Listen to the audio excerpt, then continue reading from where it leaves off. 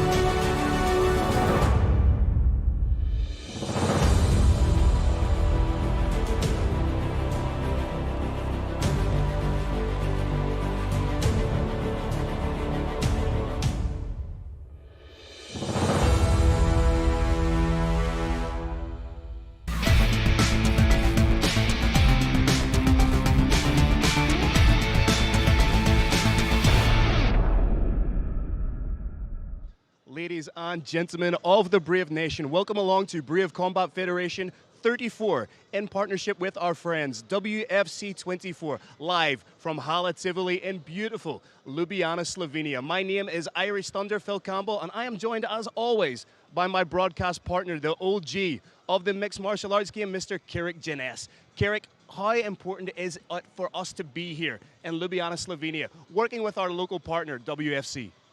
This show goes to the very heart and soul of what Brave Combat Federation is. Every other promotion on the planet is trying to do one thing, and that's put butts into seats. This is a different animal. We are not playing checkers, we are playing chess. Sheikh Khalid has a vision to raise up the level of mixed martial arts everywhere on the planet, and right now we have landed in beautiful, incredible, wonderful Slovenia to do just that. Speaking of chess, let's dive right into our main event. We are talking about human chess, physical chess. We are talking about the vacant WFC heavyweight title. The big boys will be throwing down. Luka Podkrajic brings his 3-0 perfect professional record, a prospect in the heavyweight division, against the veteran savvy of Vitor Vasic. What do both these guys need to do to walk away and say, yes, I am the new WFC World Heavyweight Champion? Phil, I see this one as exactly like Rocky Balboa versus Apollo Creed. This fight is going to come down to, well, borrowing from one of your countrymen, does speed and timing beat strength and power? That, to me, is what this one comes down to. Can raw power defeat perfect smoothness?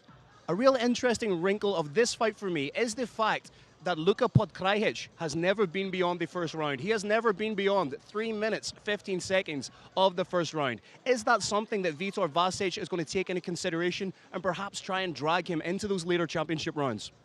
Phil, we all know that in the heavyweight division in mixed martial arts, the big men don't spend a whole lot of time out there on the road. You do get athletes that run marathons, that run half marathons. You never get a heavyweight, except for one, that can run marathons. So yeah, absolutely, that would be my strategy going in.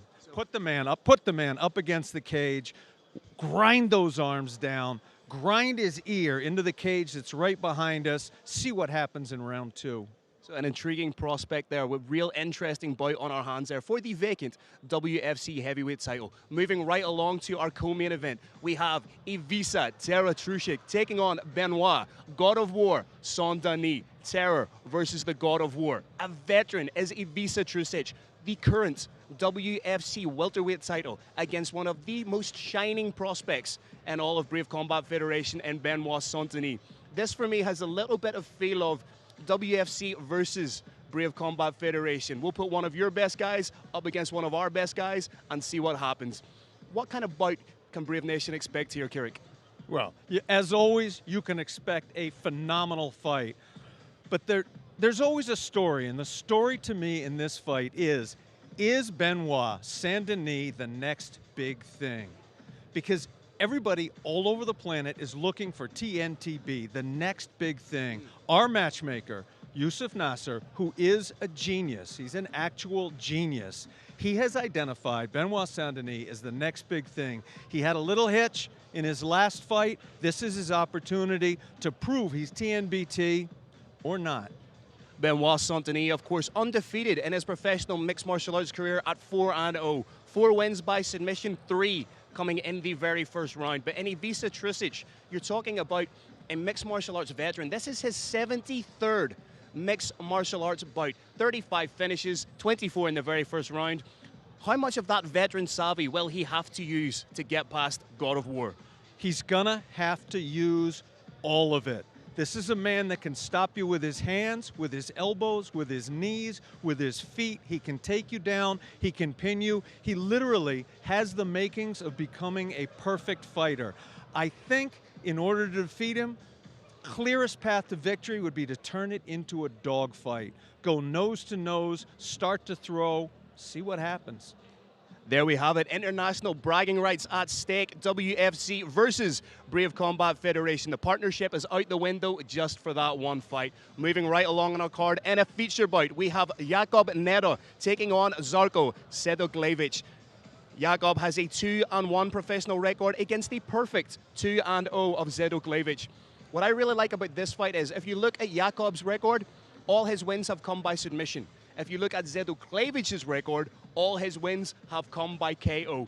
Is this, boiling it down, a striker versus wrestler, a striker versus grappler type of bout?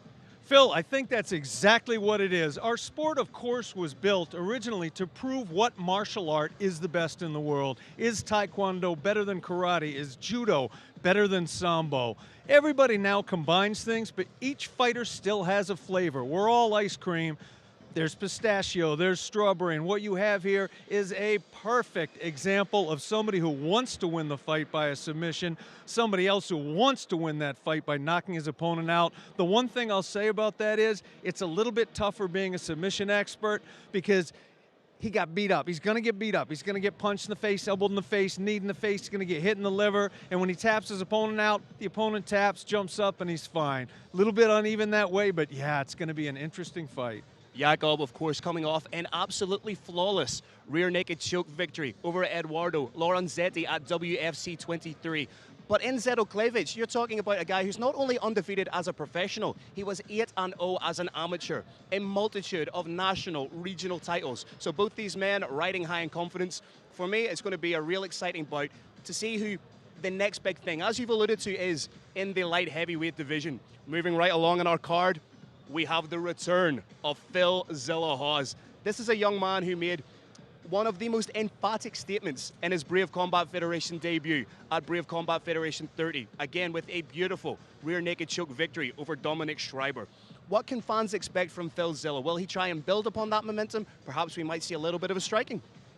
Phil Zilla has come to Brave Combat Federation with one goal in mind, and that's taking the title. That's what he wants to do. Some people come in, they want a career, they want to slowly build themselves up there. He is not on a march towards the Brave Combat Federation title. He is on a sprint towards it, but he's got a big mountain to run up right now. He does indeed, and that mountain goes by the name of Yuri Terrorista Fraga. 13 wins as a professional, 11 of those wins coming by way of submission.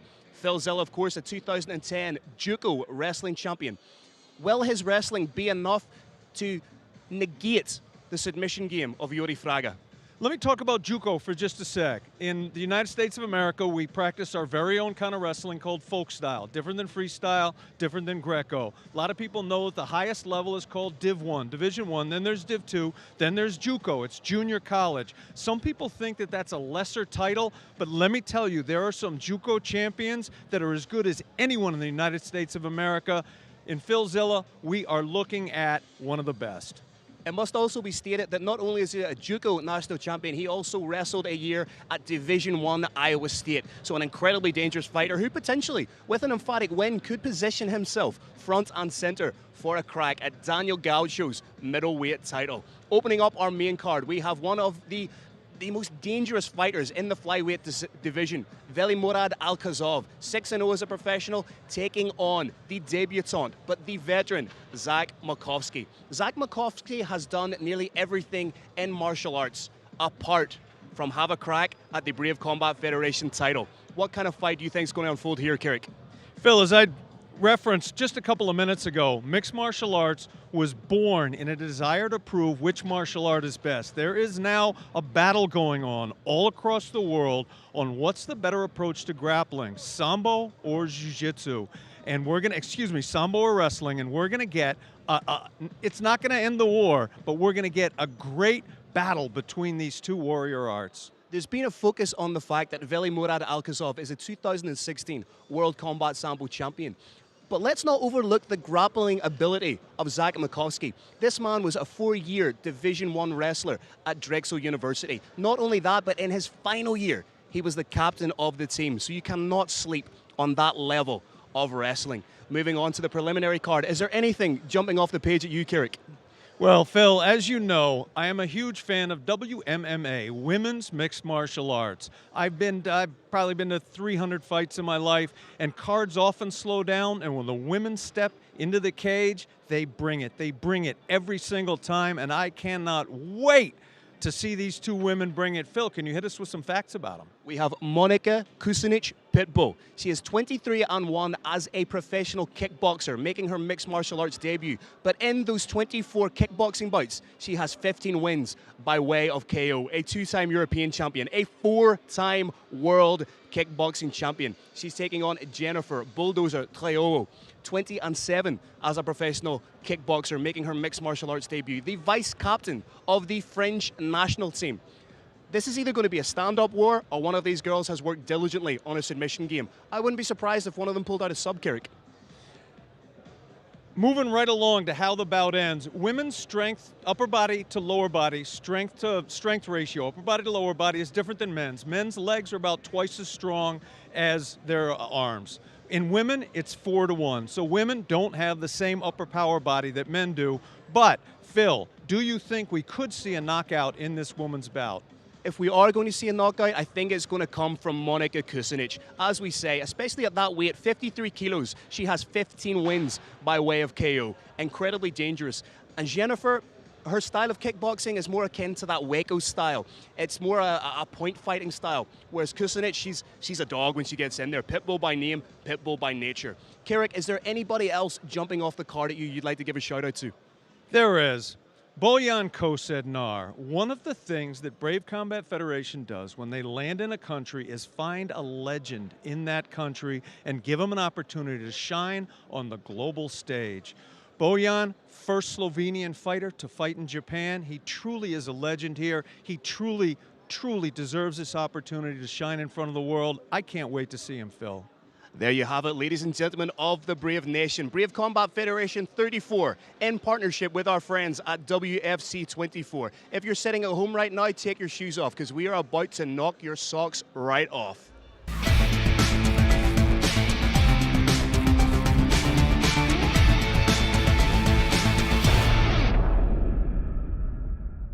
In 2016, a vision revolutionized mixed martial arts in the Middle East.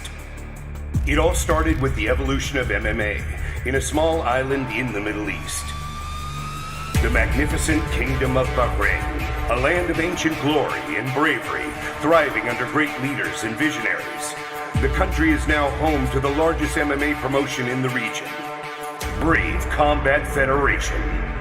And the kingdom became the first ever country outside of the United States that featured the IMF World Championships. His Highness Sheikh Khalid bin Hamad Al Khalifa and his true warrior spirit envisioned the growth of MMA in the region. He believed in the glory of the sport of mixed martial arts and facilitated the best MMA facility in the land.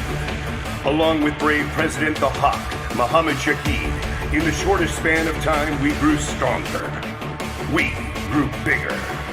This is the story of the fastest growing MMA promotion in the world. This is the story of Brave Combat Federation. T-minus 1 minute and counting. Countdown.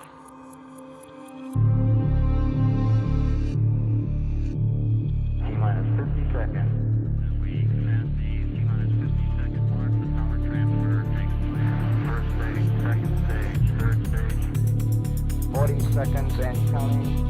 T-minus 37 seconds, and our count continues to go well. T-minus 30. T-minus 25 seconds and counting. T-minus 20 seconds. T-minus 20 seconds and counting. 17 seconds and counting.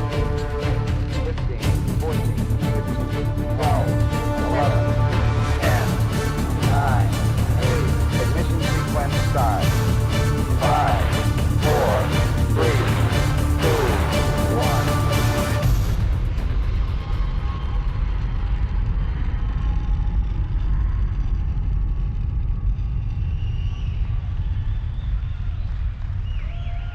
Givia Ljubljana, Slovenia! Let's make some noise!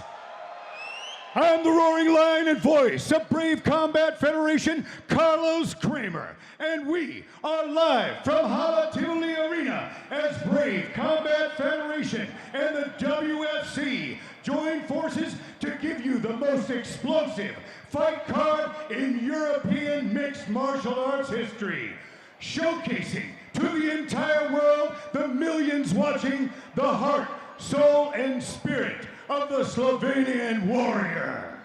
First, I'd like to thank His Royal Highness Sheikh Khalid bin Hamad Al Khalifa, our driving force and the man who gives the support, the vision, and the leadership which has made Brave Combat Federation the fastest growing global mixed martial arts promotion in the world.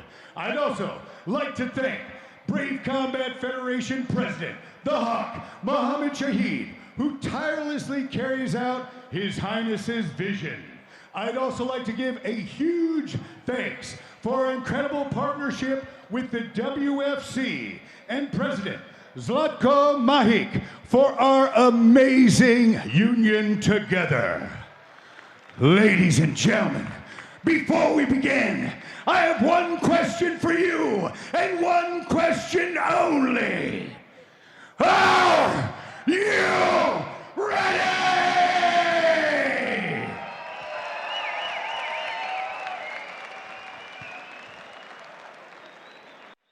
Let's bring out our first warrior to the Brave Combat Federation WFC cage.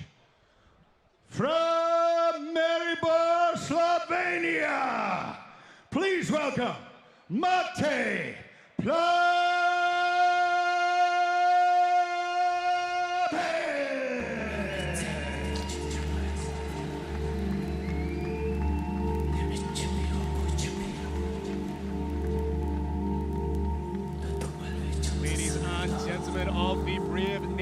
Welcome along to Brave Combat Federation 34 in partnership with our friends at WFC 24. Making his way to the Brave Arena for his Brave Combat Federation debut is Matija Plevic. Matija brings with him a 1-0 professional record, which at 41 years old, Carrick, is he too late into the game? Is he too late in the game? No, he's not. And Phil, I am incredibly pumped for this fight for a number of reasons, one of which is mixed martial arts, of course. The purpose of it is to figure out what part of what martial arts work the very best. This is one of the very few times an Aikido expert has entered the MMA cage. It's very, very rare, and I am very, very, very interested. You're looking at Plevic there, who is a 4th degree Aikido black belt, but not only that, he's also a Brazilian Jiu-Jitsu purple belt. You see in his corner there, grappling coach and grappling legend, Jeb Sekon there. So if you have someone like that in your corner, you're obviously competent when that fight hits the ground, Carrick. Phil, of course, every single fighter needs a very broad base. He's got everything. He knows how to wrestle. He knows how to strike, but his base is the art he began with is Aikido, and as I said, highly unusual to see an Aikido expert in the MMA cage. Yeah, we see an Aikido practitioner making his mixed martial arts debut at 40 years old. But then if you think about other guys that have got started a little bit later, you've got guys like Randy Couture, guys like Herschel Walker, who made his MMA debut in his 50s. I was actually shortlisted to fight him, Phil. There's still a lot of life and a lot of mileage in Matija Plevic. Ladies and gentlemen, let's welcome his opponent into the cage. From Ljubljana, Slovenia, please welcome Marko Lionheart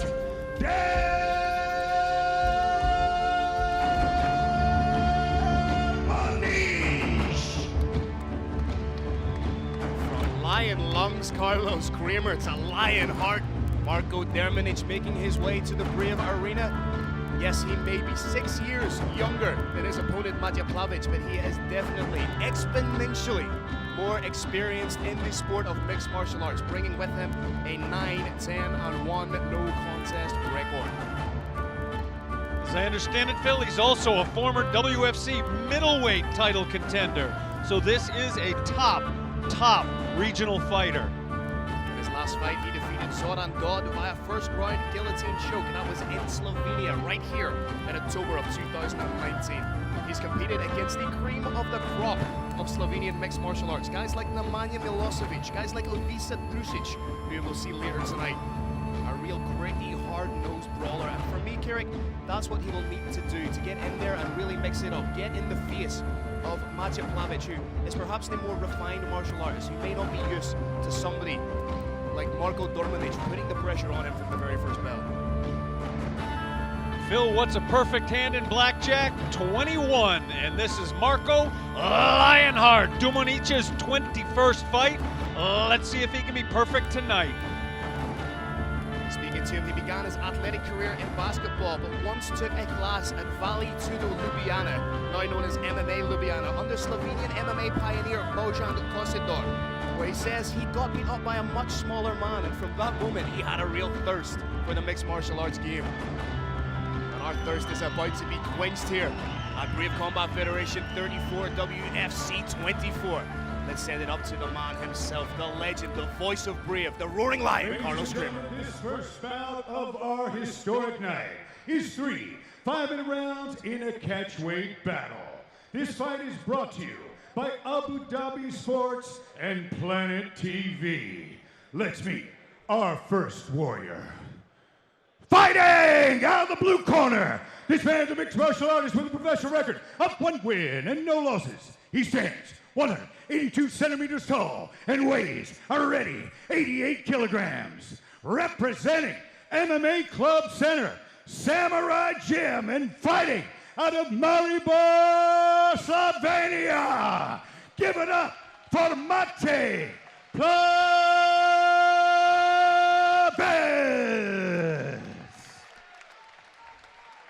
And his opponent, fighting out of the red corner, this man's a mixed martial artist with a professional record of 9 wins, 10 losses, and 1 gram. He stands 183 centimeters tall and weighs already 88 kilograms. Representing TNT Gym and fighting out of Ljubljana, Slovenia. Give it up for Marco Lionheart Germani.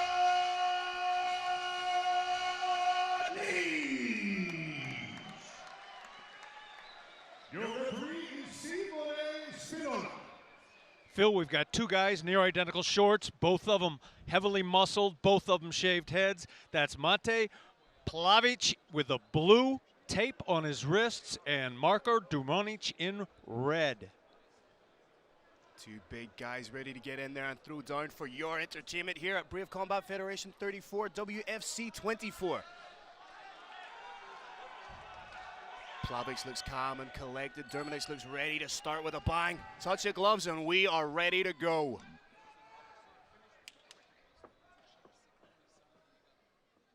Mate playing the outside, opens with a low kick. Dumanic throwing a couple of feints, just trying to get a little bit of a reaction. Dumanic stalking, answers with a kick of his own. Goes up high. Dumanic seems like he's just waiting for an opportunity to land a big right hand. Leaping left hook. There's that right hand. Plavic showing the, oh, that's a beautiful leg kick, just chops it right in. Plavic needs to be wary of going to the well too often with that high kick. High kick versus a low kick, Phil. The low kick usually wins over rounds. There you go, now Plavic employing a little bit of the leg kick game. I'd like to see Dumanic really take the fight to Plavic, get into his face, show a little bit of that 19-fight veteran savvy. I think it's gonna happen momentarily, Phil. Oh, big overhand, just clipped the chin. And there it is. Both these guys are starting to throw down a little bit, trading leg kicks. Those leg kicks are a real investment. Dumanic playing possum a little bit, had the hands low there, almost beckoning Plavic on. Dumanic back to his stalking game. Wide looping left. I'd like to see him put a straight right behind that looping left, Kirik. He's got it cocked and loaded. There it There goes. it is, big overhand and the uppercut, following up with big shots. Plavic returns, showing that he very much wants to be in there and throw down. The leg kicks seem to be a little bit more forceful coming from Dumanic. Mixing up the strikes is Dumanic. Charge forward from Plavic. Good back and forth action from these 2 athletes.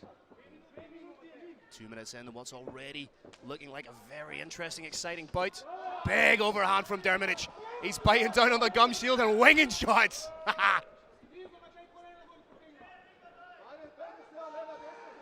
Stepping in, I like what he did there.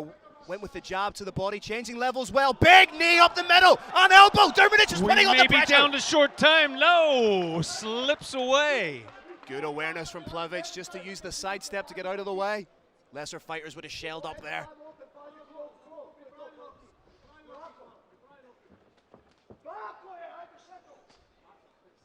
Dumanic really wants to find a home for that big right hand. Setting up with the lead left hook.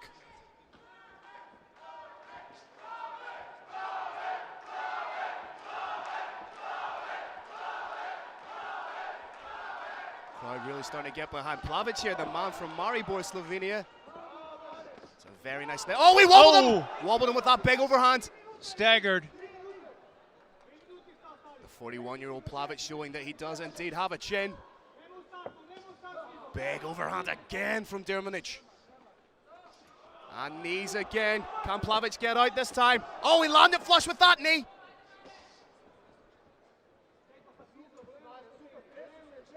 Nice work from Dumanic, really starting to put the pressure on the Plavic. Thought about the overhanded Plavic, decided not to.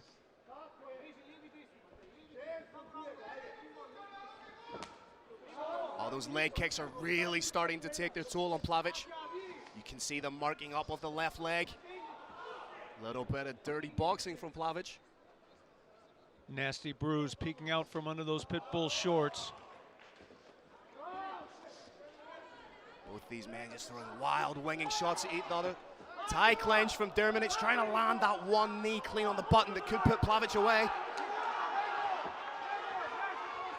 It's almost as if these gentlemen made an agreement not to go down to the ground, just winging shots at one another for your entertainment. I was impressed though, Phil, by Plavich punching his way straight out of that plum. Some nice clean shots from Plavich, but Dermanic replies with a left of his own. Dermanic probably going to put him in that plum again. Plavich probably going to try and punch his way out. Worked the last time. 30 seconds to go in round number 1 of what's proving to be a real intriguing opening bout. Spinning back fist attempt there from Plavich. See, the leg kicks of Dermanic are coming with just a little bit more venom. He's turning the hip over just a little bit more.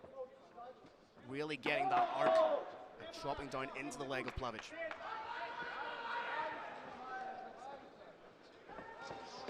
That's a nice shot to close the round from Dermanic. Round ends. Fairly clean round, Phil.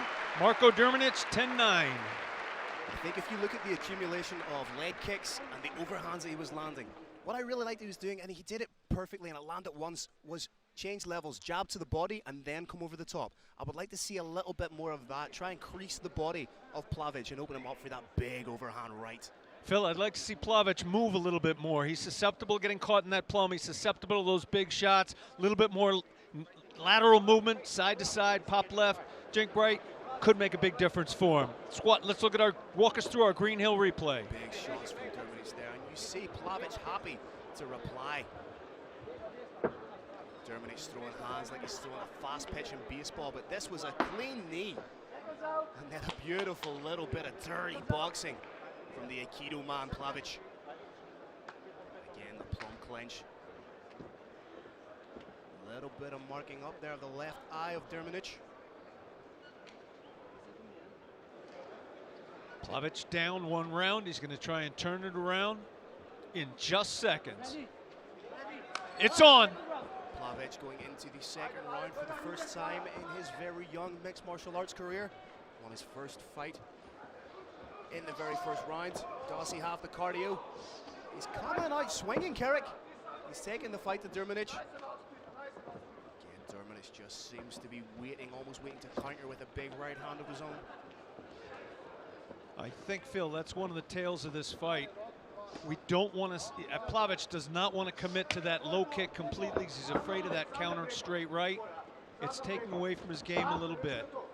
Stiff jab there. Dermanic gets caught with a couple of shots. Plavich seems to be growing as this fight progresses. Looking for a takedown off the field, knee attempt. There's a good reason they called a man samurai, Phil. We are looking at a warrior. Trying to bridge off, perhaps land a knee of his own. Dermanic initiating the clinch, the over-under position. May try and dig in for an underhook there on his right side, but comes over the top with a beautiful elbow. Answered with a big knee straight down the middle. Answered. Nice work inside the clinch. Dermanic needs to be wary of dropping that head down. Just took a little bit of a deep breath. He's waiting in with the head down, a well-timed uppercut or a knee. Jabs are starting to work for Plavich. Which does seem to be growing in confidence. I think the cardio edge may just go to Plavich so far. That's a beautiful leg kicking game. I'd like to see more of that from Dermanic. Plavich's straight shots are having some effect over Marko's, who tends to throw looping shots. I'd like to see Plavich keep throwing straight down the middle like that. Don't wing, don't uppercut, don't overhand. Straight down the middle. It's basic physics, isn't it, Carrick? Those straight shots are going to land quicker than those loopy shots. There's a nice uppercut from Dermanic. And again, we see Plavich trying to punch his way out of that tie plum, again with a degree of success. There's the whizzer on Dermanic's right side. May use that to clamp down. Nice body work there from Dermanic. This also gives Dermanic an opportunity to catch his breath a little bit. Clinch from Plavich. Just shy with the knee. That one got through. So did the right hand. He's catching him with strikes. And socking. Dermot Oh! Dermot says, go ahead, man, I can take these shots. Let's Drops those hands. go. Plavich might have punched himself out a little bit there. Calls him in. Beautiful leg kick. He's starting to really hurt the leg. Oh, he caught him with that! That could be a TKO due to leg kicks, Derek! That's it, it's all over! All about the leg kicking game of Marko Dermanic. That last kick was money! Threw absolutely everything into it. Caught Plavich clean and followed up with some ground and pound. Kill that leg and the head will die. Marko Dermanic with the third TKO of his professional career. The first by leg kicks. I reckon we can attribute that to leg kicks, right, Carrick? 100%. Beautiful finish. Just absorbed the punishment of Maciej Plavich. Dropped the hands, almost played a little bit of psychological warfare, and then just chopped in with that beautiful leg kick. Another one for good measure, elicits the grimace from Plavich. Follows up with a little bit of ground and pound. Very, very smart strategy, Phil. When he dropped his opponent with a low kick, he went after it one more time. A lesser fighter would have started going to the head. He said, no, I know what's got me standing. I'm gonna follow right up. Congratulations as well, of course, to the Samurai, Maciej Plavich. You have to give him credit for even taking the fight in the first place. It's only his second professional mixed martial arts bout against a guy that is now 10-10-1. It's a simple fact, though. If you can't walk, you can't fight.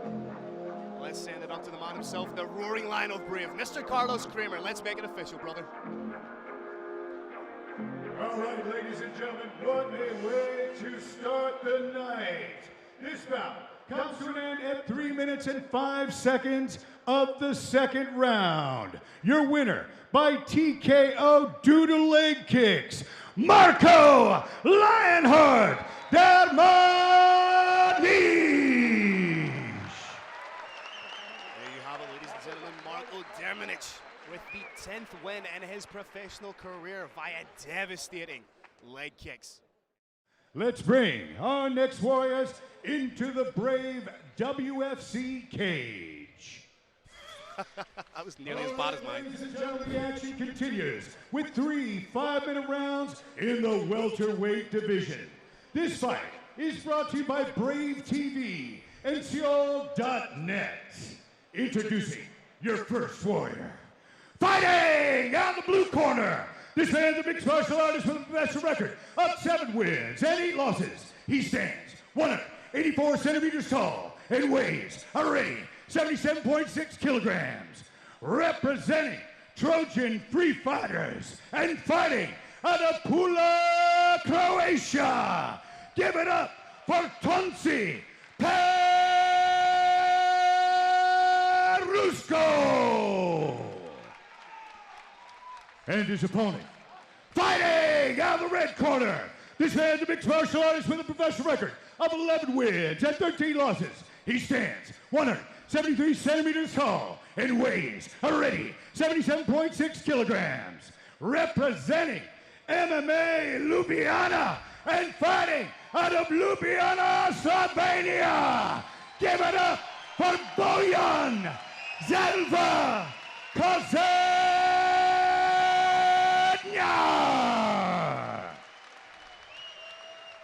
Your referee is Emiliano Carosi. Carrick, I think it's fair to say that the crowd are very much on the side of the local man, Bojan Kozenia. Referee just clearing the cage, getting the cage door shut.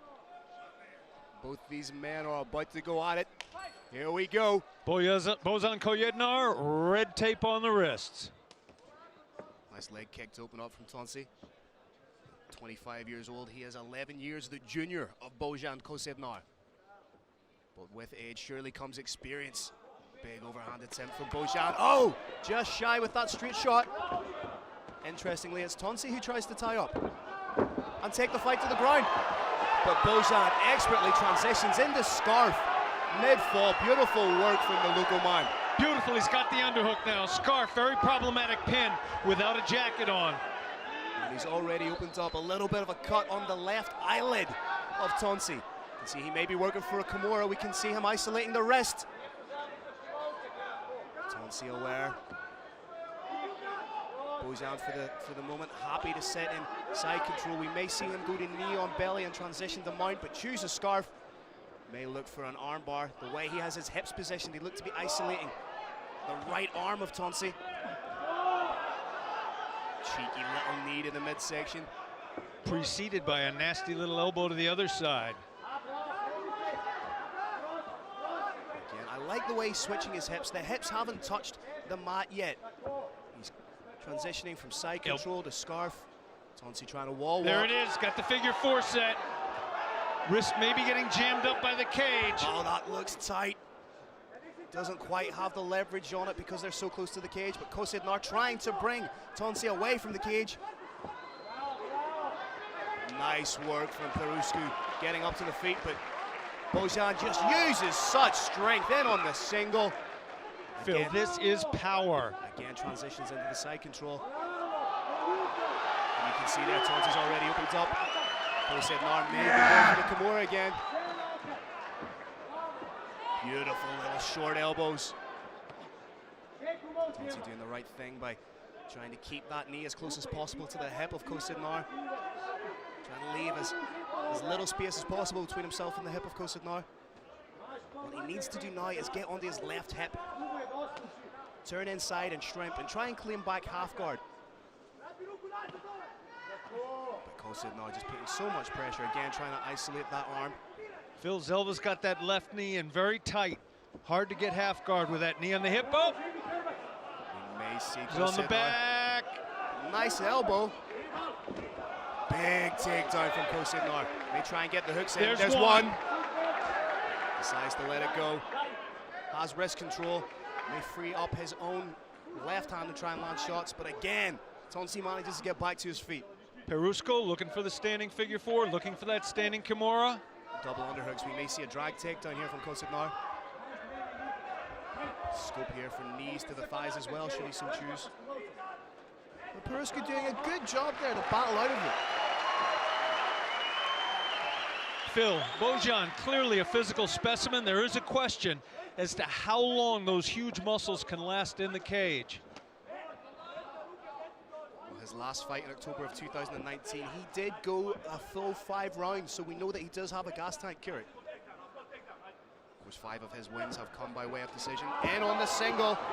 Excellent takedown, feinted with the hands, drew his opponent's arms up, ducked underneath him, put him on his back, and this is where he wants to be. He secured the underhook and is going to be causing some damage now. It's begun. And he ran the pipe beautifully on that single, pivoted on the lead leg, taking Tonsi down with him. Beautiful wrestling from the local man. Again in that side control position, happy to just land those cheeky little elbows, free him off a little bit. Again, working for that Kimura. And this time they're off the cage. The scope here for him to switch to north-south and maybe try and attack that left arm as opposed to the right.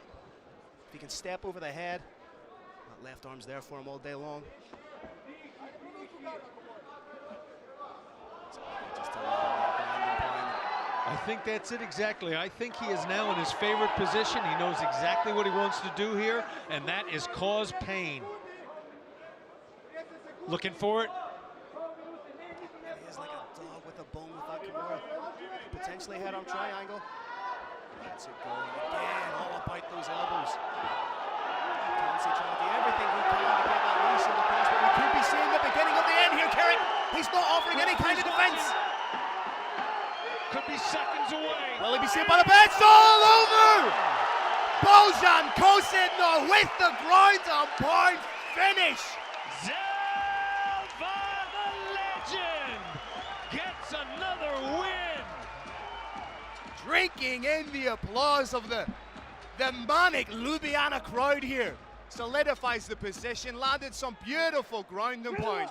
Peruscu was offering nothing in the way of intelligent defense, forcing the referee to rightly call an end to the bout. You see Tonsi's not even protesting there. That's how you know it was a good stoppage. Heavy, heavy ground and pound. It was that one huge uppercut that just came underneath the armpit of Peruscu that I think really did the damage. Peruski's opened up, as you said, not complaining at all. Was wearing a little bit of a crimson mask there until the cut man was able to get in and clean him up. Doctor took a quick look at it, determined it was okay. Cut man now cleaning him up. The crowd is roaring in adulation. And let's look at our Green Hill replay. Here we are, we've got topside control, key lock being attempted.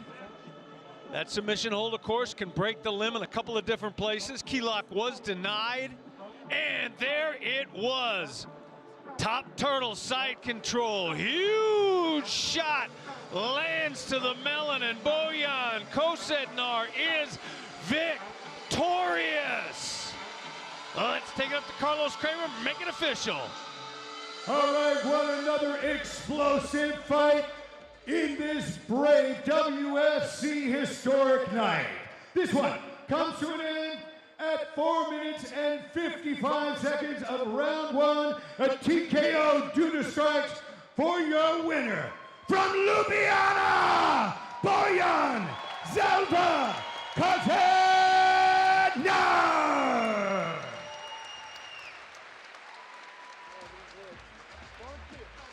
Zelda shaking hands with the opposite corner, showing the good character that characterizes a brave cage, and the Irish Thunder. I'm here with your winner, Bojan Kosednar.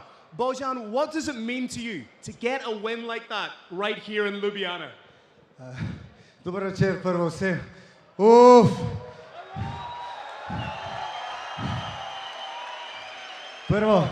Prvo zahvala mojemu nasprotniku.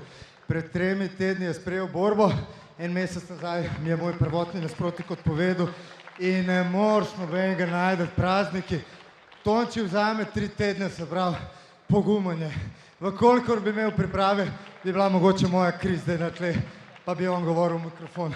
Drugače pa čisto hiter, zahvala sponzorom, oblačila Pitbull West Coast. Damjan Aleš, hvala, v moji knjigi potrjujete, da ste Štajerci dobri ljudje. Imajo šop, Murgla center, kdor želi. Drugi, po moje največja slovenska zgodba o uspehu, proteini.si. Ne vem, če se zavedate, koliko kvalitetni proizvodi po toliko ugodni ceni. Upam, da, ko poudarjajo, kupujmo domače, upam, da se tudi pri športni prehrani kdaj odločite glede na to. Moramo skrb držati, malo nas je. In pa tretje, najboljši sponzor, več kot sponzor, tudi moji prijatelji, Autobook, Autoprodaja. A se bom prav obrnil. Po Celovški do M-puba, levo, pa pol prva desno. Najbolj fair Autoprodaja v celi Ljubljani. To je naša ljubljanska zgodba o uspehu. Mislim, da imajo akcijo, ukolikor zadržite karto v VFC, pa kupite naslednji teden avto, da vam dajo vinjeto za ston. To je to. Komu še? Upam, da nam kdo zameril. Pozdrav vsem fantom za zidovi. Vem, da so ljubitelji borilnih športov, da gledajo prek Planet TV-ja, navijajo. Event se bo malo zavlekel. Tako da upam, evo Mahič, počak, tako da upam, da se boste spazniki zmenili, da malo podaljšajo oddelek odklenjen. Mislim, da bo šlo. Ja, model. Evo. Ladies and gentlemen, give it up one more time for your winner, Bojan Kosednar! All right, it's time for the ladies to take center stage in our classic third fight of the night. Official, my friends. All right, ladies and gentlemen, this third fight of the night is 3 5-minute rounds in the 53-kilo catchweight bout. This battle is brought to you by Green Hill, our official fight gear sponsor. Ladies and gentlemen, are you ready for the ladies to let the fist fly? Let's welcome our first lady warrior. Fighting out of the blue corner, she's a mixed martial artist making her MMA debut. She stands 163 centimeters tall and weighs a ready 53 kilograms. Representing Team FKA and fighting out of Marseille, France, please welcome Jennifer Bulldozer Trio.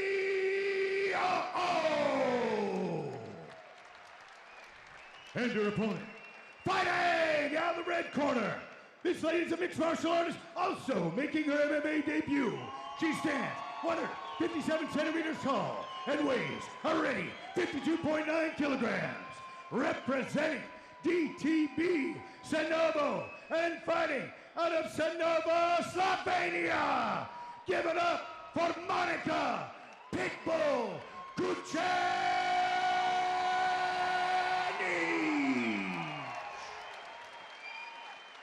Your referee is Emiliano Carosi. Phil, I got a feeling this one starts fast. I think what we're going to see is Monica taking the fight right to Jennifer, not allowing her any time to settle into her groove at all, not allowing her any time with which to gauge and find her distance.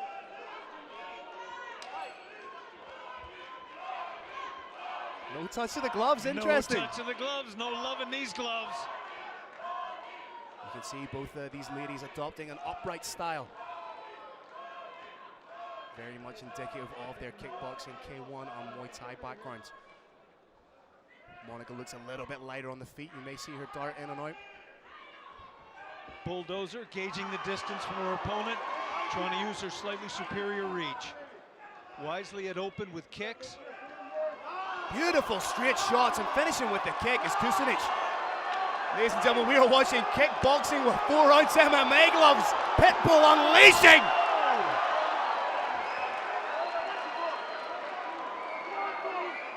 Ladies and gentlemen, keep a safe distance away because we are watching a fireworks display. Look at the right eye already of Jennifer Trejo. Some serious punishment absorbed thus far. Trejo managed to reverse positions, but only momentarily. Over-under position for both women, and that eye is swelling by the second. Big shots from Monica. Pitbull really sinking her teeth into this fight. Trejo finds herself in a very difficult position, Phil. She doesn't want to stand and trade in the outside, and she is not finding the strength or the leverage to succeed on the inside. Nice little shoulder bump there from Monica, a la Mr. McGregor. As an Irishman, I had to get that in, Carrick. I make no apologies at all for it. A little bit of a quick separation on the fence. Crowd here, officials here, like a fight. Look at the power that Monica generates. Gauging distance, having fun, and catching Trejo again. Big shots! She's dropped her! Referee has not stopped. Referee didn't stop it. I think Jennifer thought she was back in kickboxing there, was going to take the count. But this is MMA. There are no standing 8 counts in mixed martial arts. You go out with your shield or on your shield. This is Brave Combat Federation, ladies and gentlemen.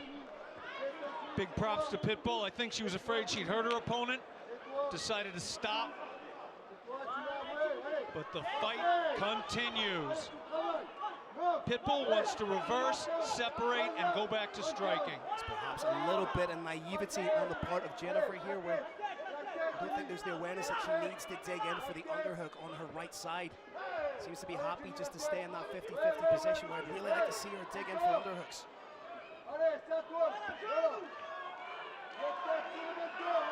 Realizing that she doesn't want to give Monica Kusinic any space to land those shots. What I'd like to see Monica do, Kirk, is get a little bit of separation, get a little bit of space between herself and Jennifer. Orlando, there we go! There she goes. What heart from Jennifer Trejo, staying into the fight, grabbing a leg. But Monica Pitbull, huge shots, landing at will. May she punch herself out here? We don't know. Trejo is a mighty warrior, taking everything that Pitbull lands on her face. Still in the game. What is Jennifer Trejo made of? Momentarily thought about changing levels, trying to get the takedown, but that right eye is in danger of swelling shut, Kerry. We can see it right in front of us here. I'm sure the cut team will take a long, hard look at that in between rounds. Referee breaks him up quickly again. The referee loves a little bit of separation, doesn't he?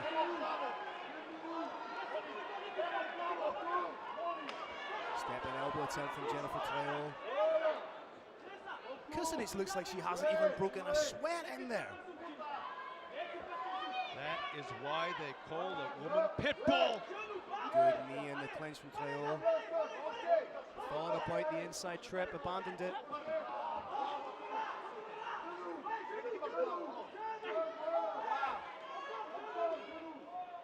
Nice cage control from Monika Kusinic. Again, the scope here, they're both standing very upright. The scope here for either to change levels and score a takedown. Again, that's perhaps a little bit of the MMA inexperience from both fighters. MMA experience, or perhaps they just love to stand and bang, winning or losing. Short time now.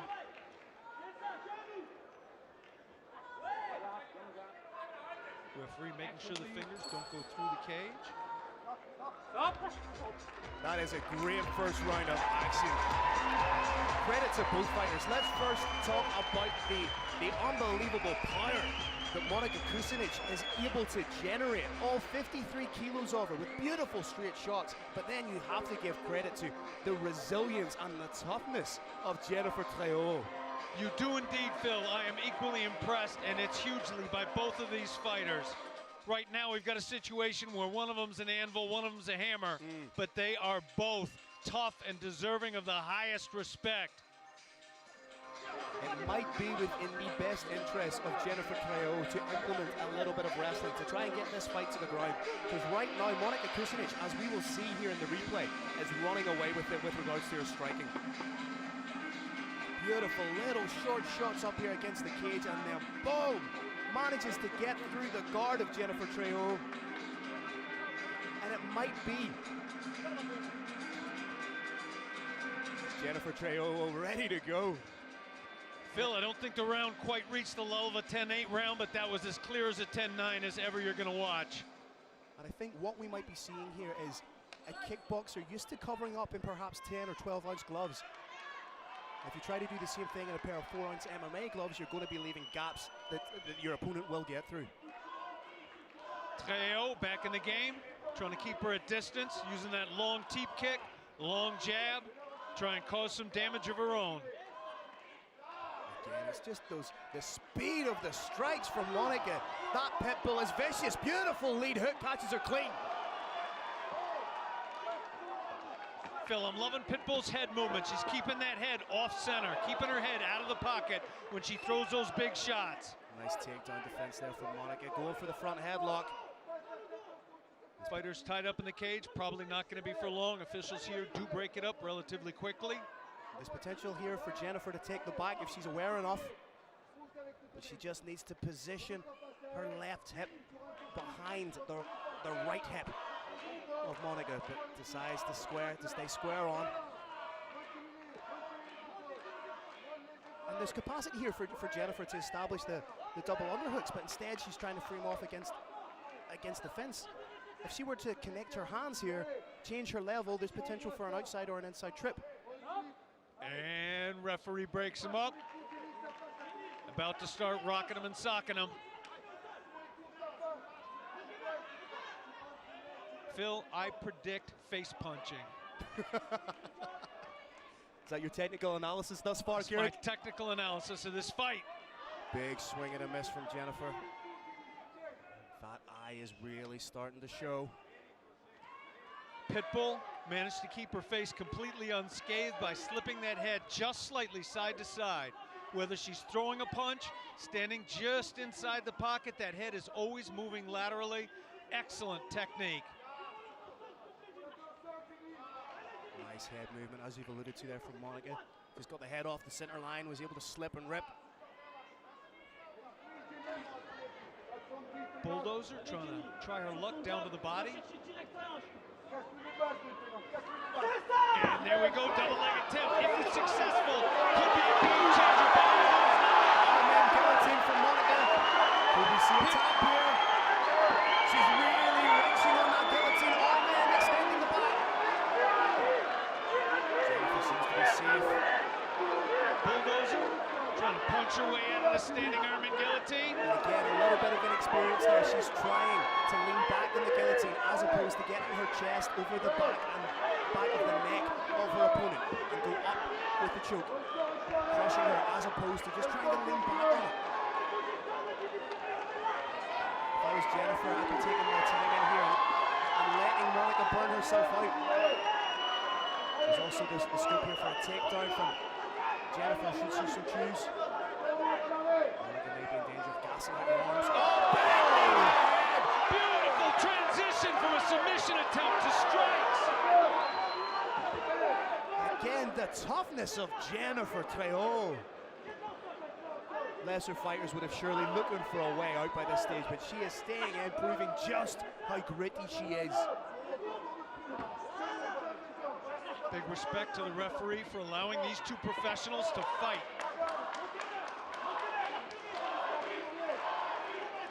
Nice head movement to evade there from Jennifer Trejo.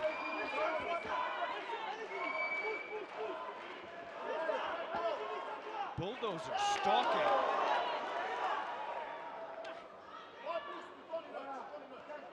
Down to 1 minute, Phil. Almost disdainfully shakes off the leg kick attempt there from Jennifer Trejo.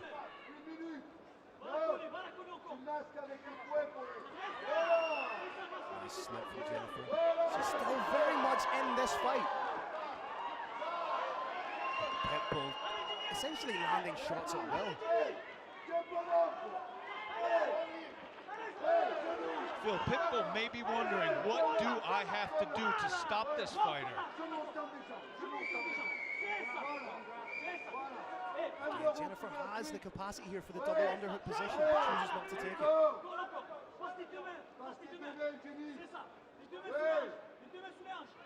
Just trying to give herself a little bit of breathing space, give herself a little bit of time to fill the lungs.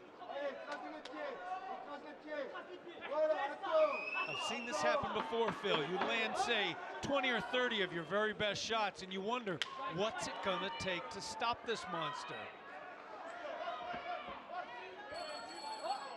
Round two in the books, and again, very much like the end of the first round, we have to give credit to the power, precision, and accuracy with the strikes of Monica Kusinic, but also the resiliency and heart of Jennifer Trejo. We're in complete agreement. We are looking at a 2018 score thus far. I'd be inclined to agree with you there, Kirik. And I'd like to see that guillotine attempt again, just to see the mechanics that Monica Kusinic was trying to implement.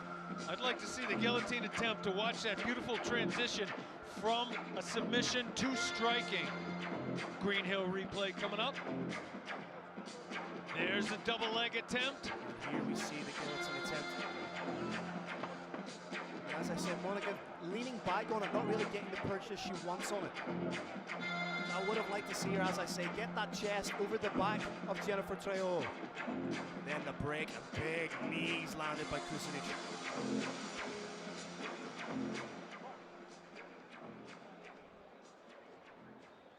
Third and final round, Kirik.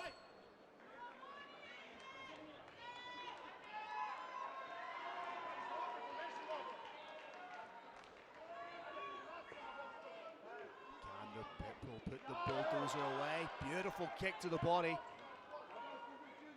Phil, I'd like to see just a little bit more of that from both fighters. I'd like to see a little bit more body attack. Just as you say that, Monica lands a couple of rib ticklers. Oh, nice check there from Monica. That hurt the leg of Jennifer Trejo. That lead leg looks like she might have a little bit of damage on it.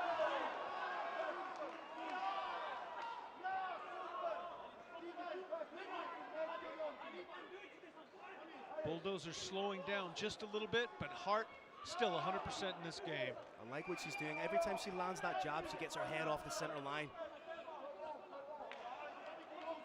There's also scope here in the clinch for both women to land elbows.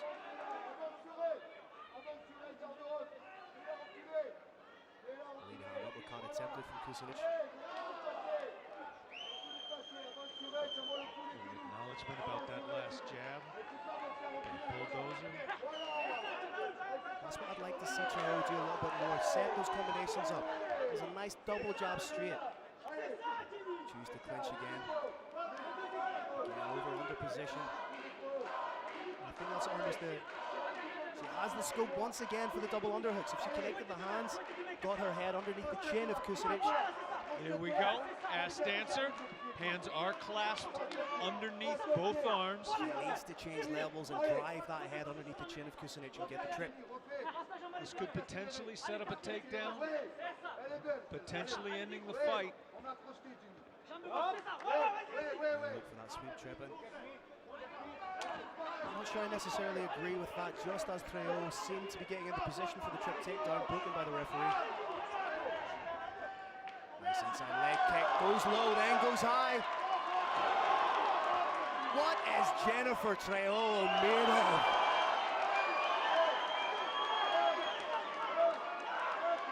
Well, I can't believe it. It's Trejo moving in. Again, Kusinic in on that neck.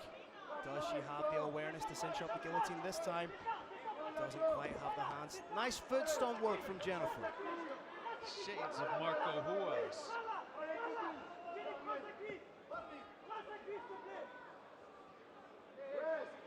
Highly unusual escape attempt from that. Thought she was Front going headlock. to give up the back momentarily. Monica separates it again, lands heavy shots. Jennifer Trejo just eating them. Trejo answering with some damage of her own. Stiff jab again from Kusinic. 2 minutes, Phil. 2 minutes left in this contest. Spinning back fist attempt. And Monica has hit Jennifer with everything apart from a baseball bat. And the French kickboxer has just stayed in there the entire time. Bulldozer may have suffered a broken nose, Phil. Oh, beautiful counter shot from Monica.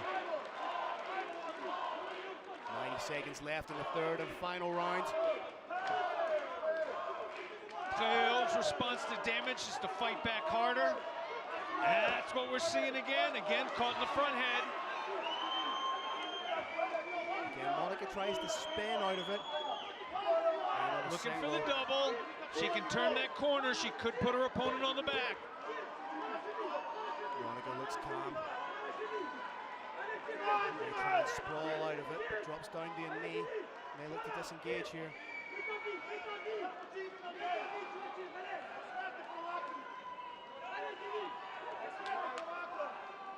Referee asking for a little bit of action. We could see a break again. Plenty enough action for me with a possible takedown here, a possible submission here. A lot of Oh, possibilities. beautiful back elbow. And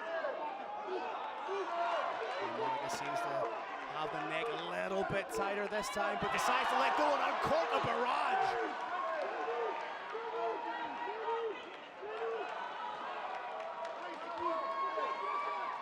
Seconds left, and in the opening stanzas of the first round, if you'd have said to me that Jennifer Trejo was going to make it to a decision, I wouldn't have believed you, Kerry. Phil, I thought the fight was over twice in round one.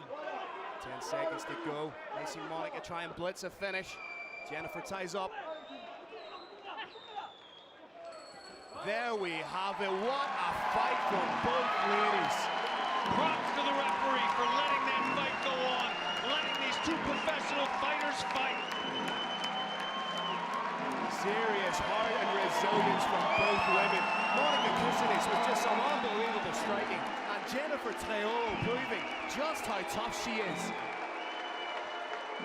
I think we could be looking at early contenders for fight of the night there, Carrick. There is no question in my mind, Phil, that fight deserves every accolade.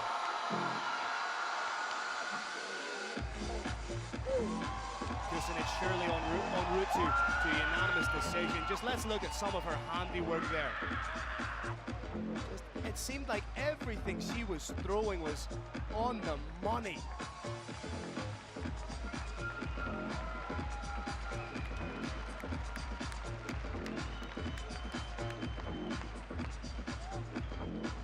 Again, Monica just landing shots at will.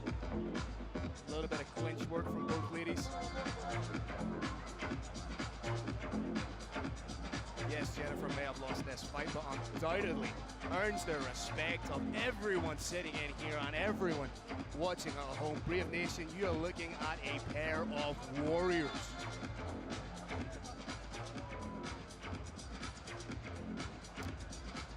Carlos Kramer making his way inside the Brave Arena to make things official.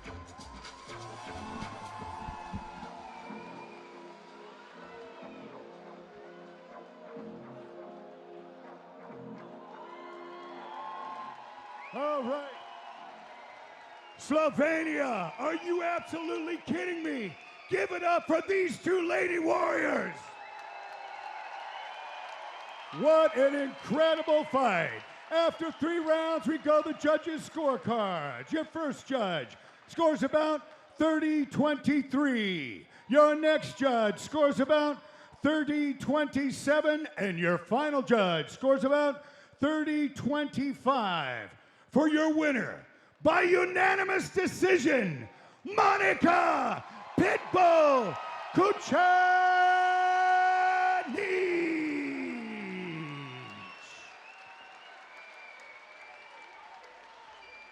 Unanimous decision for Pitbull. Irish Thunder, Phil Campbell, gonna have a word with the winner.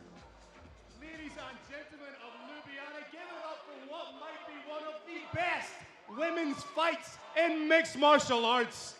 I'm here with your winner, Monica Kusinic. Monica, how did you enjoy that? You looked like you went for it right from the first bell. Tell me how much fun that was.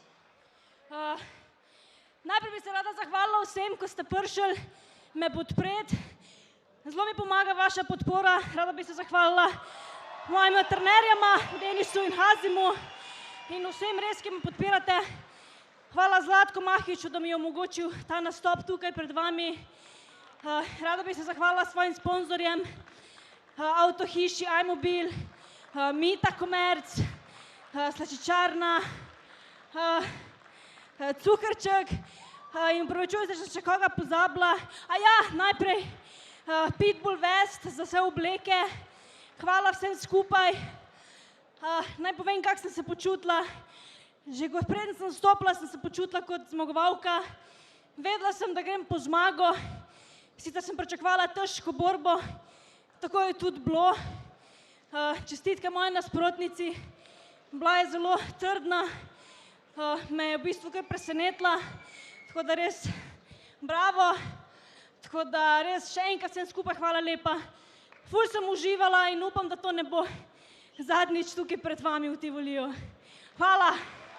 Ladies and gentlemen, give it up for your winner, Monica Pitbull Kusani!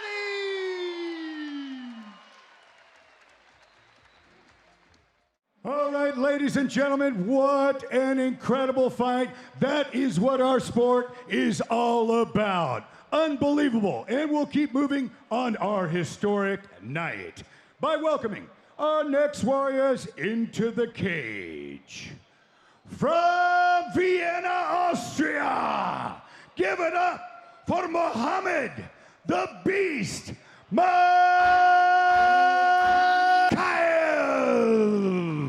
Into the brave WFC cage. From Ljubljana, Slovenia, put your hands together for Kralj Matija Vichar. All right, ladies and gentlemen, this next battle is 3 5-minute rounds in the lightweight division. This fight is brought to you by Romer Krell Water. And let's introduce our warriors. Our first fighter, fighting out of the blue corner. This man's a mixed martial artist with a perfect professional record of 7 wins and no losses. He stands 170 centimeters tall and weighs already 70.7 kilograms. Representing Basic Sports Club and fighting out of Vienna, Austria. Give it up for Mohammed the Beast Mikhail.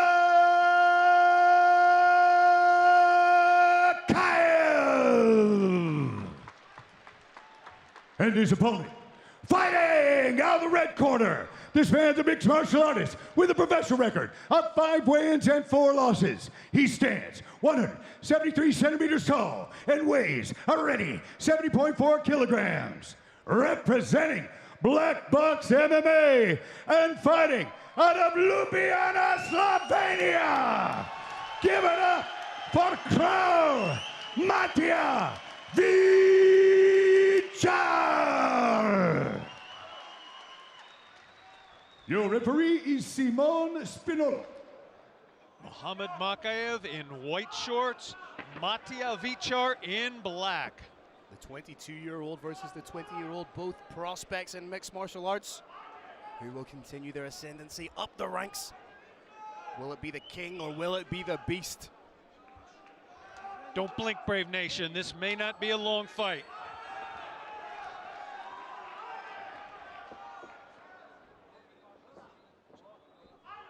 Muhammad stalking. Matija Vichar, of course, trains with some of the most well-renowned Slovenian mixed martial artists, guys like Marko Drmanic, Jakob Neda, Luka Podkrajšek. Charging forward, nice kick there from Vichar.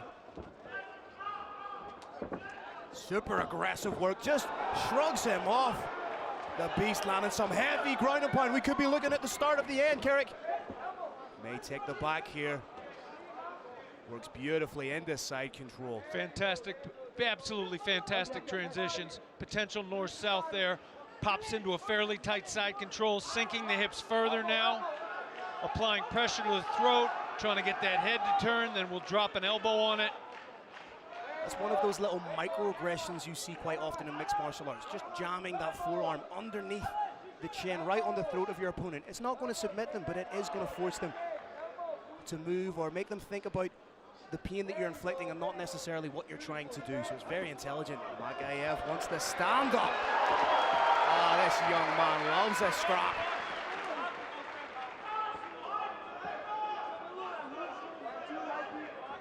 Makayev trying to set his hands up, gauging distance, feinting.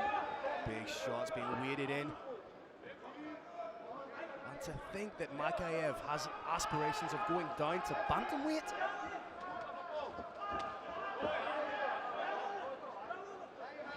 Vichar just trying to download a little bit of the data that Makayev's given to him.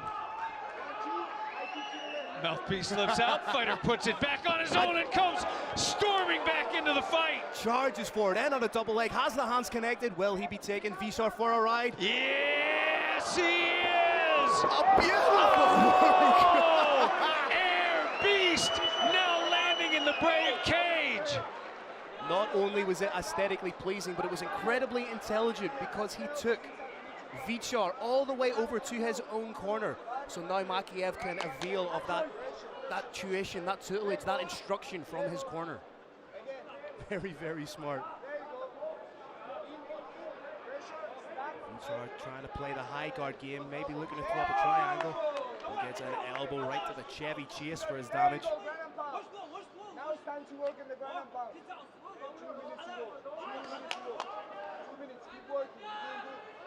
Phil, I'm liking how the Beast is constantly causing damage. He's not posting back and looking for one huge shot that could potentially end it. He's constantly damaging his opponent. Rolling the wrists. And it's constant, as you say, it's body, head. It's Chael Sonnen-esque in its frequency. Very adroitly mixing up punches with elbows. Needs to be wary not to overextend on those punches. You can see Vichar just almost playing the waiting game, waiting for an errant hand that he could perhaps stuff down for a triangle, or if Makayev overextends, may throw the hips up. They do like quick stand-ups here. They want to see him stand and bang. That's what we're about to see. Not fans of the wrestling or the jiu-jitsu or the referees here. Oh, nice shot from Vichar. Vichar cocks the head back. Oh, Vichar is beautiful down. ground and pound. Beast dropping bombs. Oh, that is heavy, heavy ground and pound. How much more can Matija Vichar take? Huge props to Matija Vichar for surviving that storm. Serious work from the Beast right there. And again, landing big, big strikes. hammer fist, and you can see just how much the Beast is putting into these strikes. It's right in front of us here in our broadcast position. Referee taking a long, hard look at it. Beast slowing down his pace just a little bit. Picking and choosing those shots a little more carefully. Beast very wisely has his opponent's head jammed up against that cage. Takes away a big percentage of what you can do with that guard. Big elbow from Makiev. These shots are absolutely huge. Vichar trying to play that high guard.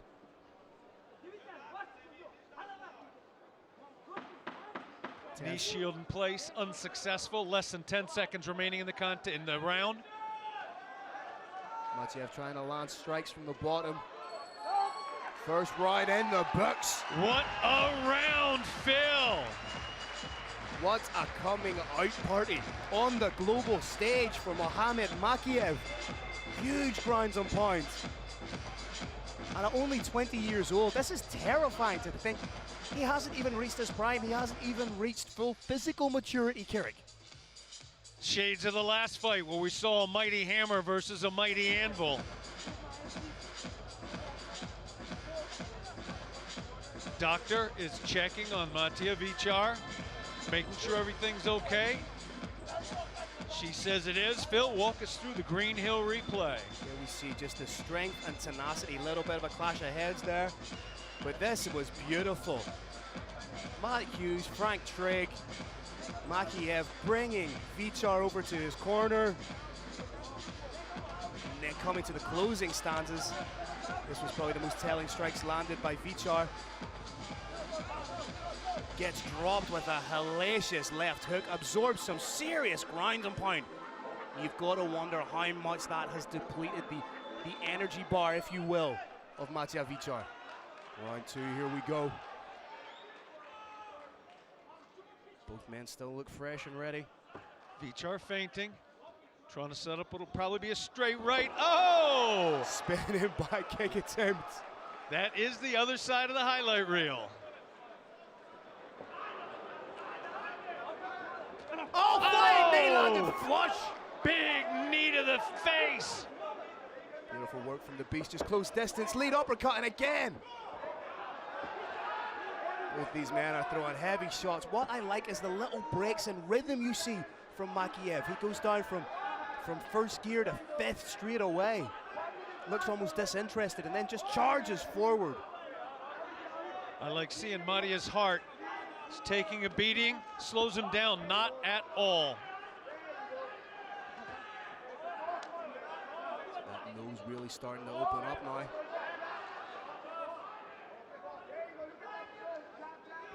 Makiev just stalking, using his footwork to control the gate of another flying knee, just using his footwork to control the movement of Matija Vichar, making him move where he wants him, setting it up for that big right hand. Phil, looks like Muhammad's settling down a little bit, trying to set those hands up a little more. May kick to the body, may punch to the body a little bit, try and lower those hands. There you go. Spin kick to the body. I think he's going to try and get his opponent's hands down, then land a big shot instead of just letting him fly. And it's constant lateral movement from Makiev. Here we go again. There almost looks disinterested. Expect him to blitz forward at some stage.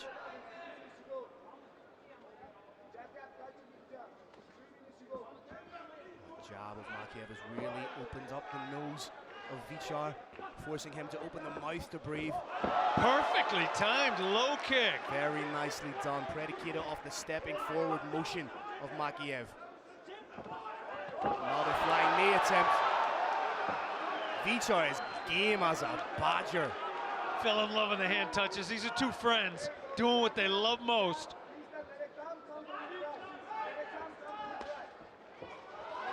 Vichar initiates the clinch. Good work, gets the head underneath the chin. Very smart. Like to see him dig in for a second underhook. There it is. Now Vichar landed some strikes of his own. Position reversed for Makiev. Trying to get in on the single right now, but needs to be wary of the front headlock. Breaks, and again, constant pressure from Makiev. Phil, I love how adroitly these two fighters are navigating back and forth immediately between a grappling game and a striking game. Some people take a little pause that refreshes. In between those two, there is no separation here. Down to the ground, and the striking is going to start momentarily. Another big takedown from Muhammad Makiev. The Beast landing an absolute beauty of a takedown. Again, just setting inside the closed guard now of Makiev, landing those cutting elbows. Probably need to be a little bit more active, as we've seen the referees like to get the fight standing as quick as possible. Elbows are so clean and cutting. Phil, I'm really appreciating the Beast's setups for those elbows. He's waiting until his opponent partially traps an arm, slips it out as his opponent's arm moves away from the head, comes over top of the puncher, more commonly an elbow. Very high level ground and pound. Vichar has a hold of the wrist, potentially may have been looking for a triangle there. He's stuffing it down. Watch for Vichar to open the guard, try and stuff that arm between his legs. It was denied. Trying to cut the angle. Vichar needs to open up that guard as he did momentarily. Makiev needs to square off the hips. Needs to keep his hips in line. Good work from Makiev to square those hips off. Matej Vichar definitely creating opportunities to win for himself. Absolutely in this game still. There you go, referee stands him up.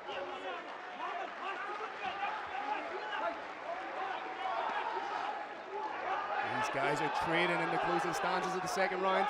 Makiev waiting forward. I tell you what, Carrick, both these kids could work on Wall Street because they are traders. Slovenia is stand and bang-ania. And the round ends. Fantastic round two. We said the WMMA fight was going to be hard to top, but these two are trying their very best. Serious heart showing from both men. Incredible power from Makiev. And heart and endurance shown by the local man. Phil, the Beast not even bothering to take a stool. That is a sign of the highest level conditioning. Matej Vichar just standing against the cage, staring a hole through his opponent, ready to go. The Beast has very much been the aggressor in the first two rounds, but one thing you need to take into consideration, he's taken this fight on 10 days notice. Where was his cardio? He's taken it at a weight division higher against a bigger guy. Can he sustain the kind of pressure that he's been putting on in rounds 1 and 2 leading into the third? Great question, Phil, and we are seconds away from finding out. Seconds out. Brave cage is about to be locked. Judge, judge, judge, fighter. It's on.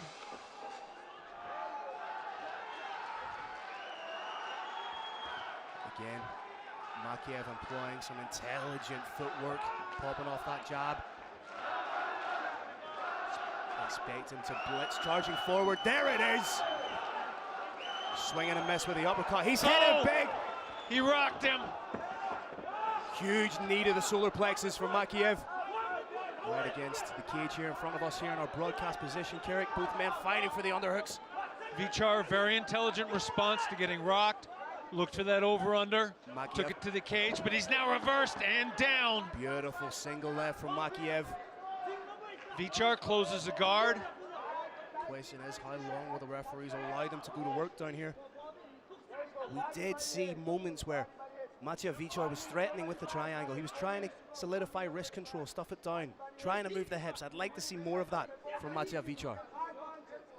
The Beast is now shifting those hips in, forcing his opponent's head up against the cage. That does nullify an awful lot of the guard game in MMA. Very intelligent work from the 20-year-old. Scope here for cutting elbows should Makiev so choose.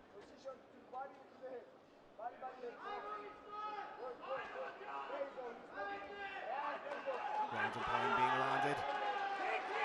Phil, the Beast is just a little less aggressive in this round than he was in the last round. There's a little bit of the Diego Sanchez about Muhammad Makiev. Not only in the way he looks, but also in the way he approaches the fight, blitzing forward. Matija Vichar was in on an arm, had it figure forward, looking for a Kimura, was denied. Maybe looking for a bump sweep. Back inside that half-closed, half-open guard. Guard's open now. If he would have stuffed the ankle down, there it is. Past the knee past slide. Denied, denied again. Nice work from Vichar trying to get that knee shield in. May look to try and play a little bit of rubber guard. Excellent job by the Beast trying to further his position. There's a hierarchy for being in guard. That's real solid control from Makiev. Just has that hand around the back, around the waist. Now he has the double underhooks again. Maybe a knee or two coming. You can see a belly to back suplex. Front headlock from Vichar. Oh, beautiful technique. Just slips out the front leg, drag takedown. Again, such intelligent awareness from the 20-year-old. Vichar trying to land shots off his back. Makiev with the head buried underneath the chin and into the chest of Matija Vichar. 2 minutes left in this tremendous fight. Referee wanted to see perhaps just a little more action. Didn't see it, stood him up. And I'll be honest, I disagree with that stand up, because in my opinion, both fighters were landing shots here. I'd like to see them let the fighters play it out a little bit more on the ground. As a fan of the ground game, I am too, and I'm a fan of the standing game. Matija Vichar landed a nice low kick. Oh, beautiful right hand from Matija Vichar. Kick to the body. Another big takedown could be on its way here from Makiev. May just pop that ankle out, go for the low ankle takedown. A little reversal of fortunes here. Needs to be wary of getting his back taken here. Matija Vichar could be going for a crucifix position, a la Gary Goodridge back in the day. Vichar now in north-south position, 1 minute with which to work. Can he snatch victory from the jaws of defeat? Phil, we've got an opportunity now to see what the Beast can do off his back. We know what he does standing. We know what he does from top. Does he have a game off his back? Has that north-south position, now in the parterre position. May look to take the back. And he popped down. Oh! Crushing knee to the body from the Beast. That question was asked and answered. And I think Vichar may have just seen his one chance to do something productive taken from him by the Beast.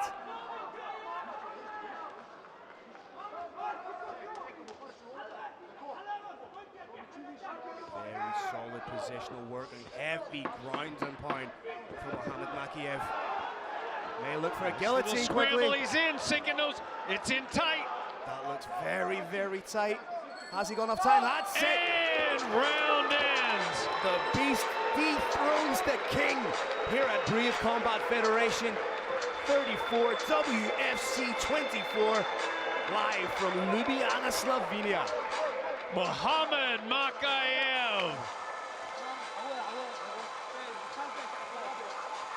I want to see you again.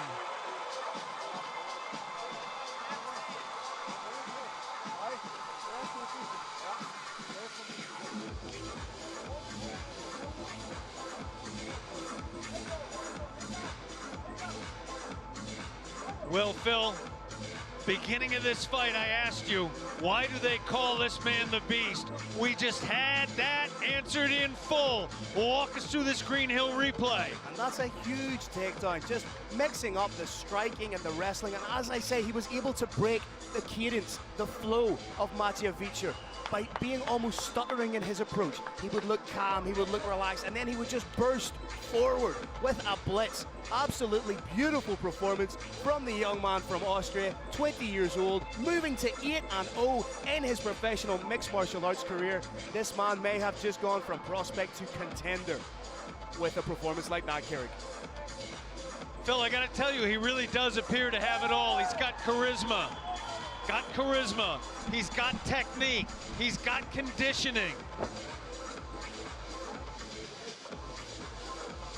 Once again, we've seen a young man enter the Brave cage for the first time who may fight as well, way all the way up to champion.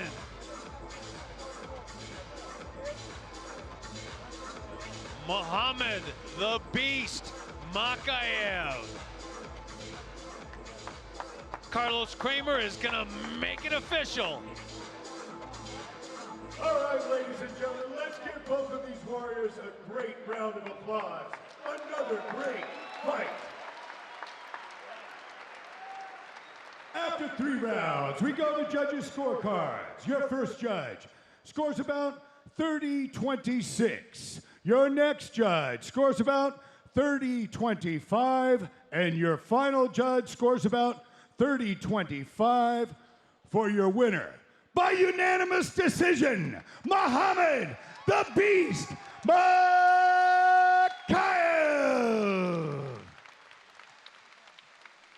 Tremendous job by the Beast. Irish Thunder is going to have a word with him.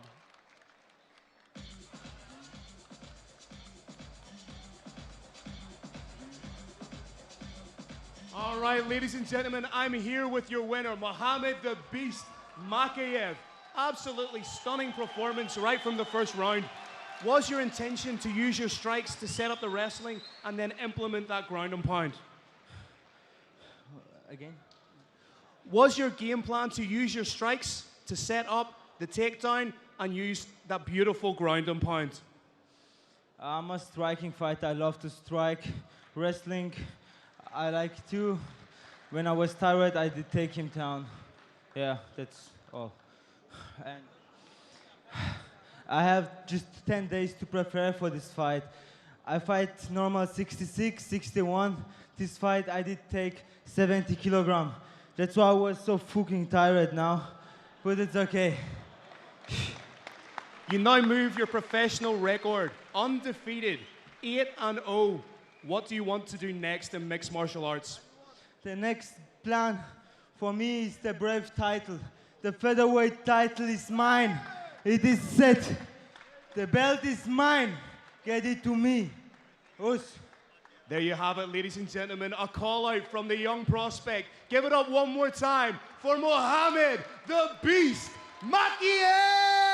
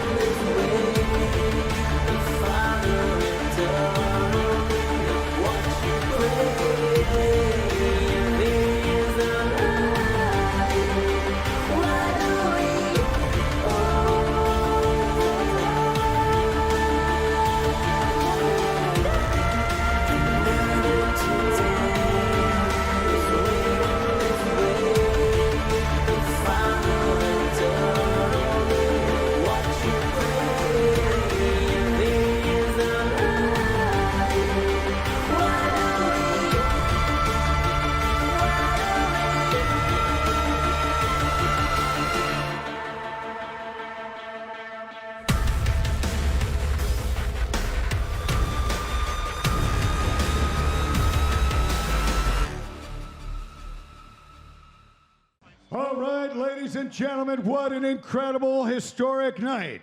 Your Brave Combat Federation and WFC main card start now.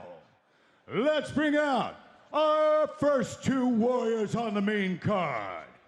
From Bethlehem, Pennsylvania, USA, please welcome Zach Fun Size enters the Brave Combat Federation cage. This event is a co-promotion with Zlatko Mahic's WFC World Free Fight Challenge.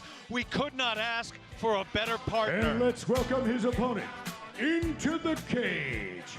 From Grozny, Russia, please welcome Velimarad.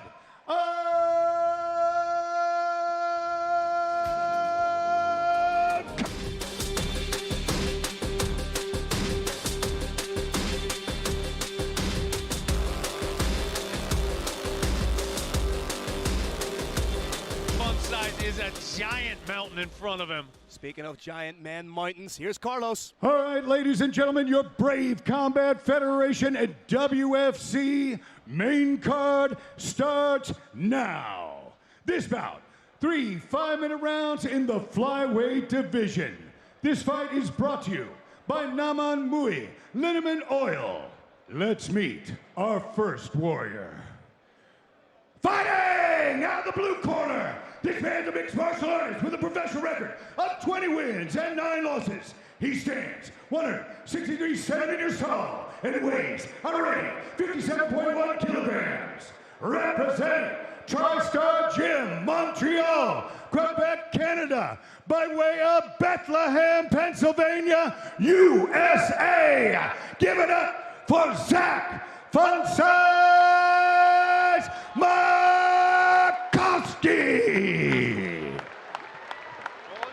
And his opponent, fighting out of the red corner.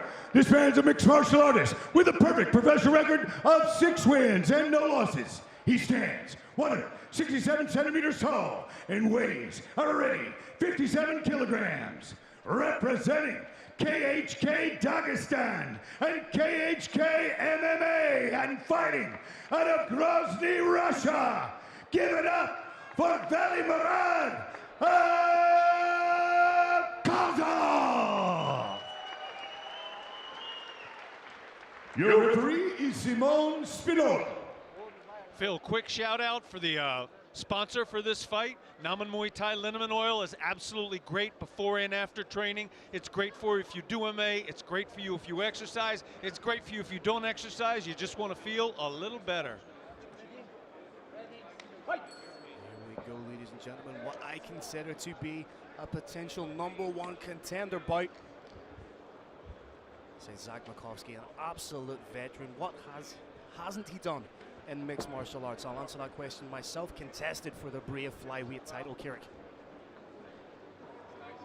Markowski being very careful of the strikes. I think he believes he can stop the leg shot just by use of his hips. He's got those hands very high. Using a long guard, more characteristic of Muay Thai. But of course, he's got Firas Zahabi as a head coach.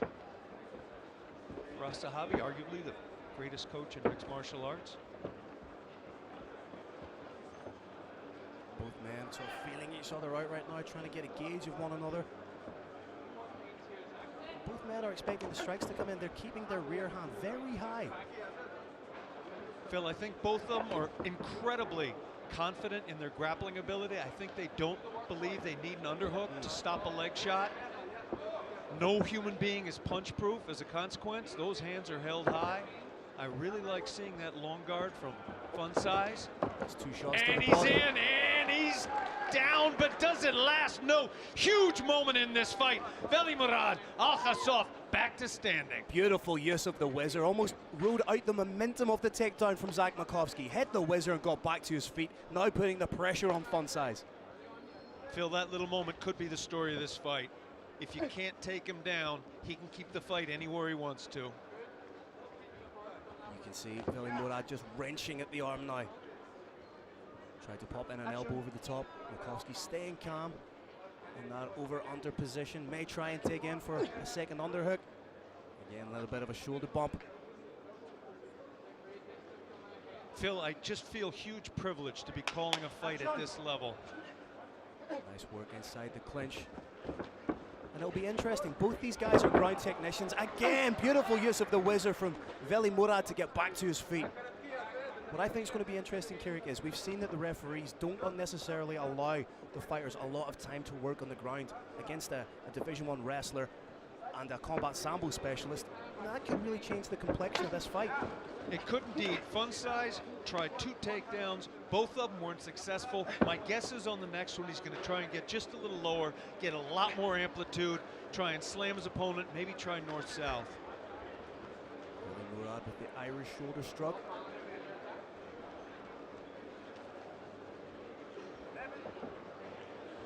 Maybe trying to set up a potential judo throw. Just turn those hips. Very intricate battle here from inside the clinch. See the referee asking for a little bit more. I'm seeing some very significant hand fighting going on here. I wish the referee had given just a little bit longer to see what could happen, but we're about to get some action. Both fighters keeping their hands very high, very confident in their grappling ability. I'm liking to see that attack to the body and the head. Both of them have employed it. In mixed martial arts, there's a little bit too much head hunting, a little bit too much looking for that knockout with naked punches. These two are going body and head, looping shots and straight shots, very high level, impressive, fun striking. Just kind of controlling the pace of the fight right now, but gets caught with a lovely straight left from Makovsky. Fun size, I do believe, is going to try that again. There it goes. The beautiful thing about being a southpaw is it lends itself to so many different types of injuries. Your shots are coming in from strange angles that an orthodox fighter who trains primarily with other orthodox fighters won't be used to. Of course, it also allows him to employ his wrestling to its fullest extent. Striking arts, you lead with your weak hand. Wrestling, you lead with your strong hand. Being a southpaw, it gives him the best of both worlds. Just turning up the pressure a little bit, and that's a real hallmark, that's a real imprint of Alcazov's game. He turns up the pressure incrementally on you. Forces you to fight at his pace. And he's an absolute cardio machine. Throws the fake leg kick, trying to get a little bit of a response. Makovsky charged forward with a couple of strikes of his own. That's third, then fourth time. Makovsky's had good luck with that straight left. Landed it again. They take the back momentarily. This could be enough to win the round for Makovsky. Has one hook in. Round ends. Could have been exciting, Phil. I do expect it to get down to the ground in the second round, though. We're going to get to see that again. The most telling aspect of that round, the most telling interaction was that takedown, and Makovsky able to get that hook in a very, very, very tight round, a very closely contested round. That little piece of action may just have been enough to swing the round in favor of Zach Makovsky. Very, very tough round to call. My guess is, knowing judges fairly well, since Veli Murad was stalking continuously or almost continuously, they may well give it to him on that basis. But tough round to call, my friend. Two varying interpretations there from myself and Carrick. Let us know what you think using the hashtag Brave Combat Federation, BraveCF34. Join the conversation, Brave Nation. Here we see the takedown attempt from Zach Makovsky, and that beautiful use of the whizzer from Veli Murad. Just turns the hip, doesn't allow his back to touch the ground. The floor is lava, does not allow his back to touch it. Up he gets. Beautiful use too, Phil, of the overhead cam. Big thanks to our production team, best in the business. Here we go, round two, in what's proving to be an incredibly intriguing battle. Alcazov starts off the biz here, again incrementally turning up that pressure. Step in knee from Zach. That step in knee was a step too far. It exposes the body a lot, and that's what you saw. Don't think we're going to see that from Zach again. Strong kick to the body from Veli Murad. Nice shift in weight there from Zach. Makovsky had big success with that straight left hand in the first round. Second round, he's having much less. He's eating some shots now. I expect to see him try something different, possibly a level change, get in on those hips. Veli Murad doing well just to hit the straight on the switch. Thought about the uppercut as Zach was coming in.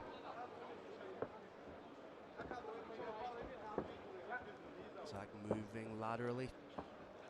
Needs to try and keep away from that right side of Veli Murad. Seems to be moving right into the power hand and power kick. Veli Murad may be setting him up for a head kick. You can see he's just keeping his foot on the outside of Makovsky's. In on a single. Doesn't get it. Very quickly. Both of them have showed tremendous takedown defense. Momentarily got Veli Murad down, but got back up. Oh, big shot from Alcazov. Phil, I'm liking fun size footwork. Very adroit, smooth. footwork, keeping him out of a lot of trouble, and I believe setting up a couple of different attacks, but he got caught with one. Oh, catches him with the step in knee. That time it worked. Seemed to just gauge. Oh, but then gets caught with a straight from Veli Murad.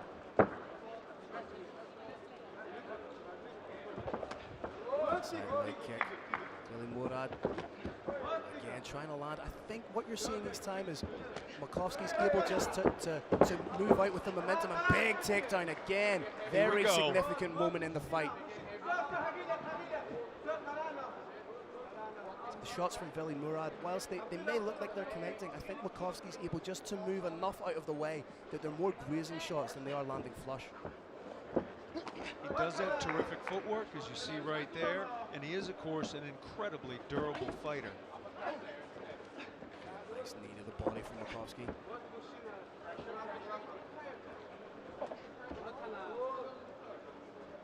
Ladies and gentlemen of Brave Nation, what you're seeing here is not two guys banging away at each other with wild abandon. They are solving problems right here. Each fighter is presenting problems to the other fighter. That fighter has to figure out how to fix those problems, how to attack on his own. This is chess. There's only so many of those inside leg kicks that Makovsky can take. What I'd like to see him is fake the takedown and come up either with the knee or uppercut, because catches the kick, doesn't quite get the takedown. I'd like to see him trying to elicit that sprawl reaction out of Alcasov. Coming in. Conventional strategy for a southpaw fighter is to keep his lead foot on the outside of the other fighter's lead foot. It opens up that straight left. However, Fun Size is taking an opposite approach. It is used, but to a lesser extent. He's trying to cut to the inside to open up the center line of his opponent. Open it up with that long stepping knee. Open it up with a straight left. He is having some success with it. It is a little unconventional, though. It is, however, a very dangerous game to play, Kirk. As you say, you're moving into the real power shots of your opponent as a southpaw.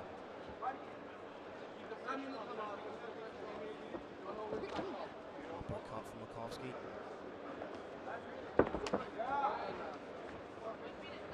Just under a minute to go in the second round of this intriguing technical battle.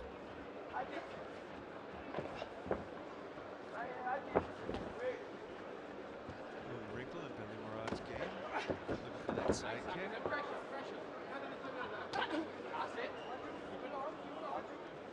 Makovsky just peeling through the eyebrows. Trying to keep light on the feet. You've got to admire the work that Veli Murad Alcazov's doing to that lead leg of Zach Makovsky. It's nasty. Thus far, Fun Size's ability to level change to get in on those hips does not appear to be compromised. Don't know that that would last forever. Tried to get in on the single, Veli Murad said no. Short time now.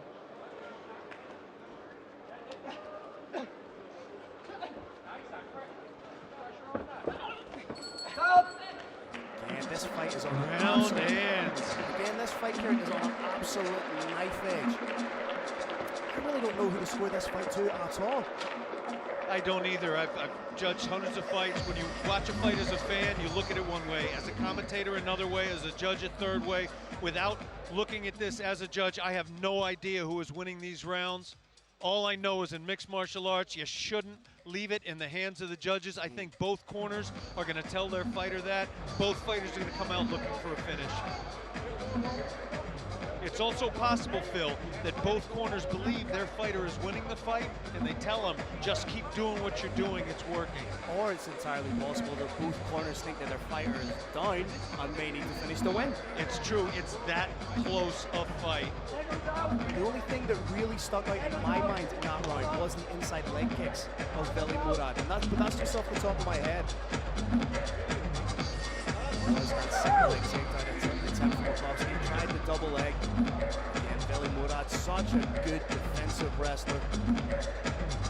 All to play for pretty much going into the third and final round, Carrick. Best answer I have is I think the judges may well like that forward movement by Veli Murad, but it's a pure guess. And Veli Murad starting off the more aggressive. The southpaw Makovsky trying to counter-strike.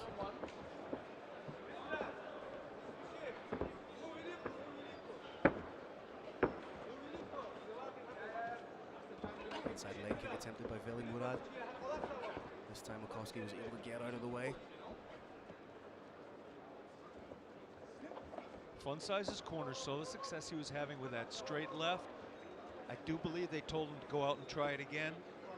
He's fallen back in a couple of setups he used earlier, that long guard, feinting a kick. I think we're going to see more of it.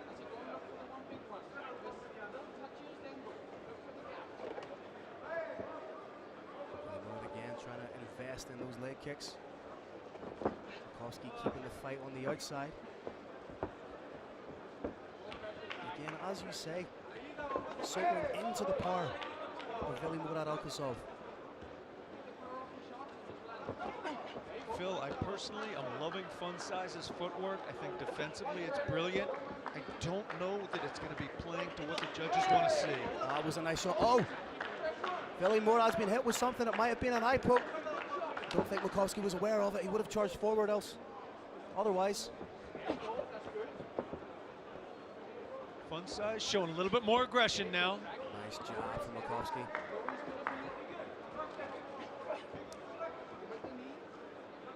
Is it possible to win a fight on the back foot like Makowski's been doing, Kieran?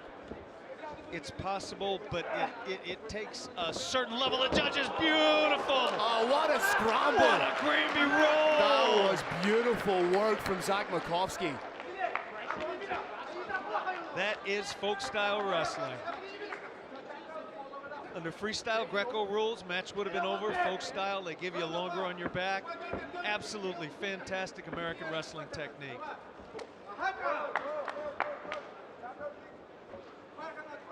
Those low kicks starting to mark up Fun Size's lower extremity. Just coming up on the halfway point of the third and final round. Makowski again on his bike, landing those pot shots, circling away.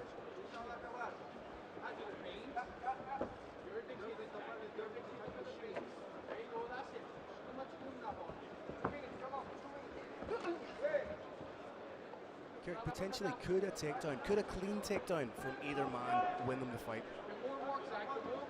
Phil, we are in a warrior nation. These officials, these people, they love a fight. I think they're going to want to see more than a takedown to clinch a round.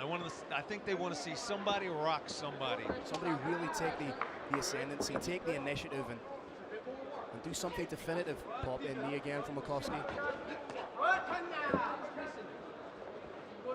So far in this round, the greater frequency, the greater cumulative strikes have been landed by Zach Makowski. However, he's employing a style that's a little bit elusive. What the judges may see is not a guy successfully defending himself, but a guy running away a little bit. It's not what's going on, but it is an interpretation. Again, it really just comes down to what the three cage-side judges are looking at and how they score a fight. Veli Murad thought about the spinning back fist, decided to abandon it. That's nice head work from Makowski. He seems to be landing the jab and just getting off the center line. Potentially thought about a trip takedown, standing side on against Veli Murad. Takedown denied. You can see Veli Murad perhaps trying to work for something like a Darce or Peruvian necktie. Popped up to standing. These two, their grappling is at such a high level, it's super hard to get them down. They're essentially way harder to keep them down. They're essentially cancelling each other out. You're seeing fair, almost mirror images of one another. 30 seconds left in the third and final round. He can do something to really take the fight, to leave a lasting impression in the minds of the judges. I do believe, Phil, that one clean, big shot to the face could win this round, and with it, potentially the entire fight. Pop in knee again from Makowski. We see a firefight in the closing stanzas. Spinning heel kick attempt, almost capoeira-esque from Veli Murad. Very ably slipped by Fun Size. Razor thin fight. Woo! Hey! Oh! My trip versus your double leg. Brotherhood in the brave cage. Both these guys look like they had a lot of fun in there. And as you say, I don't know who you could give that fight to. Razor close, razor thin. I'm going to go and grab a word with the winner, whoever that may be. Ladies and gentlemen of the Brave Nation, it's the oldest saying in the book, oldest saying in mixed martial arts, don't leave it in the hands of the judges. That's what's happened right here. I can make an absolutely excellent argument for either fighter winning. I can make an excellent argument for a tie. I can make an excellent argument for a split decision. If you asked me to predict this one, I guess I'd have to say split decision, winner, Veli Murad. Now, in a razor-thin fight like this, you have to be absolutely sure to tabulate the scores perfectly. We've seen a few top-level fights over the years, few top-level fights over the decades, messed up initially by poor scoring. WFC, World Free Fight Challenge, has fantastic officials. They are making sure our I's are dotted and our T's are crossed. When the scores are tallied perfectly, the score will be handed over to the Roaring Lion, Carlos Kramer, and he'll make it official. When that happens, the Irish Thunder, Phil Campbell, is going to have a word with the winner, whoever that winner is. I believe we've got just short time now between when it happens. Use that short time remaining to try and figure out who won. We are about to find out.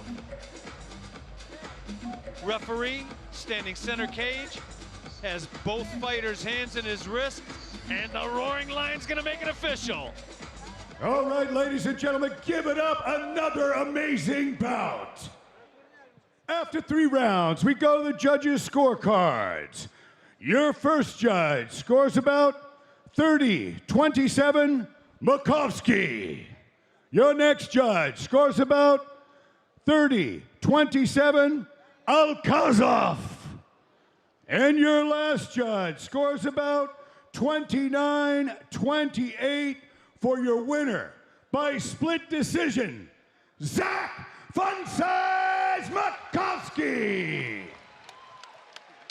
Ladies and gentlemen of Brave Nation, there you go. I called the split decision. I called it for the wrong fighter. I could have made a fantastic argument either way. Phil Campbell's gonna have a word. Ladies and gentlemen, I'm here with your winner, Zach Makovsky. One judge gave it 30-27 in your favor. One judge gave it 30-27 against. In the fight, did you think it came down to such a close margin? Yeah, I definitely thought it was a close margin. It's hard for me to judge. When you're in the fight, you don't have a good idea of what it appears like. I felt like the first round was very close. I might have stole it at the end with a takedown and getting to the back. And I thought I pulled out the third by a little bit, but I thought he clearly had the second round. Probably the clearest round of the fight from what I can tell. I thought he won the second round. So a 30-27 for myself, I don't agree with. But I personally, not having seen it from a third person, thought I might have pulled out the first and third. I'll watch it back and let you know what I honestly think. What do you think was the definitive action in the fight that led to you winning it? I think I just landed clean shots. He was definitely throwing more and kind of backing me up, which is different than most of the fights I've seen him in. Usually he's kind of the one who's moving laterally and looking for takedowns and kicks. He's got a good, I knew he had strong kicks coming in. He had some good kicks on my leg for sure. That was probably the most effective thing. And he was strong with the pressure against the cage. It was hard to get off the cage. But in the center, I felt like I did control the distance well. I landed clean counters and then evaded him trying to punch back. I thought that's maybe what the edge was. Now, the Brave Combat Federation flyweight division is wide open. What do you want next? Whatever, really. I mean, this is my first fight back in over 2 years. I had ACL surgery and was out for over 2 years, so it was pretty tough, the rehab and the big training and recovery, and then looking for a good show to come back to. Thankfully, Brave hooked it up, and they have been amazing all week. One of the very best, if not the best, treatment of the fighters I've been with, and I've fought all over the world for 13 years. So thank you so much, Brave. And I mean, Veli Murad is kind of like, he's kind of like the de facto champion. He would have won the belt his last fight, but he missed weight, so he didn't receive the belt, but he was the best. So I know the man he fought, Abdur, and Shorty Torres were scheduled. Maybe the winner of that, or I don't know. Whatever. We'll see. We'll talk. Well, it was an honor to call your fight. Congratulations on the win. Ladies and gentlemen, give it up one more time for Zach Fun Size Makowski.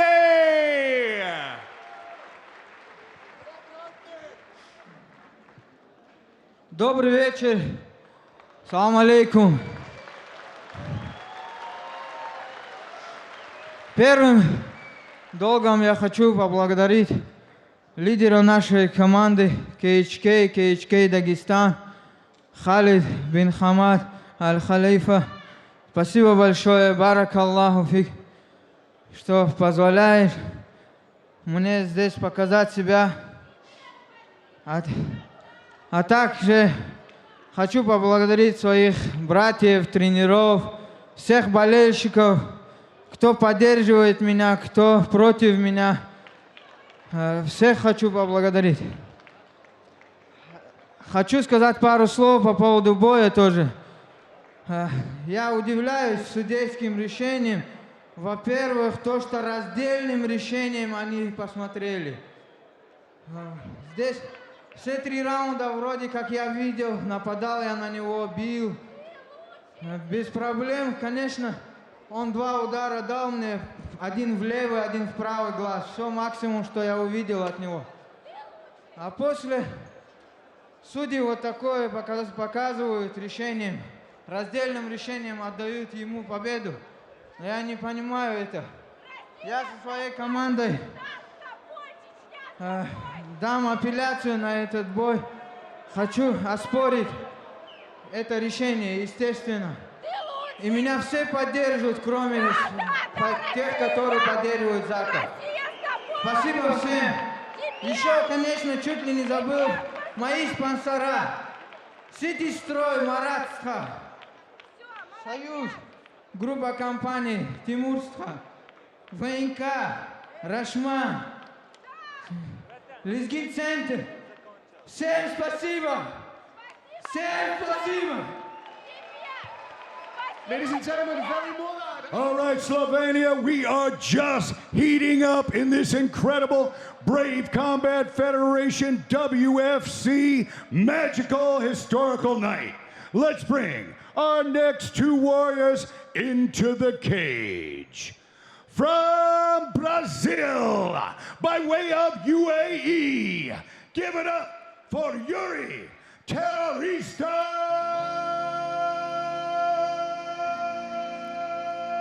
Fraga into the cage.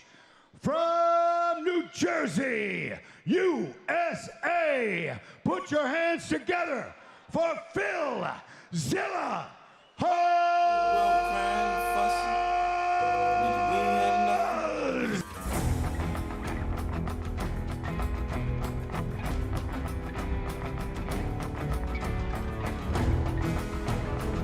Ladies and gentlemen, this next war is 3 5-minute rounds in the middleweight division. This battle is brought to you by Protini.si Sports Nutrition.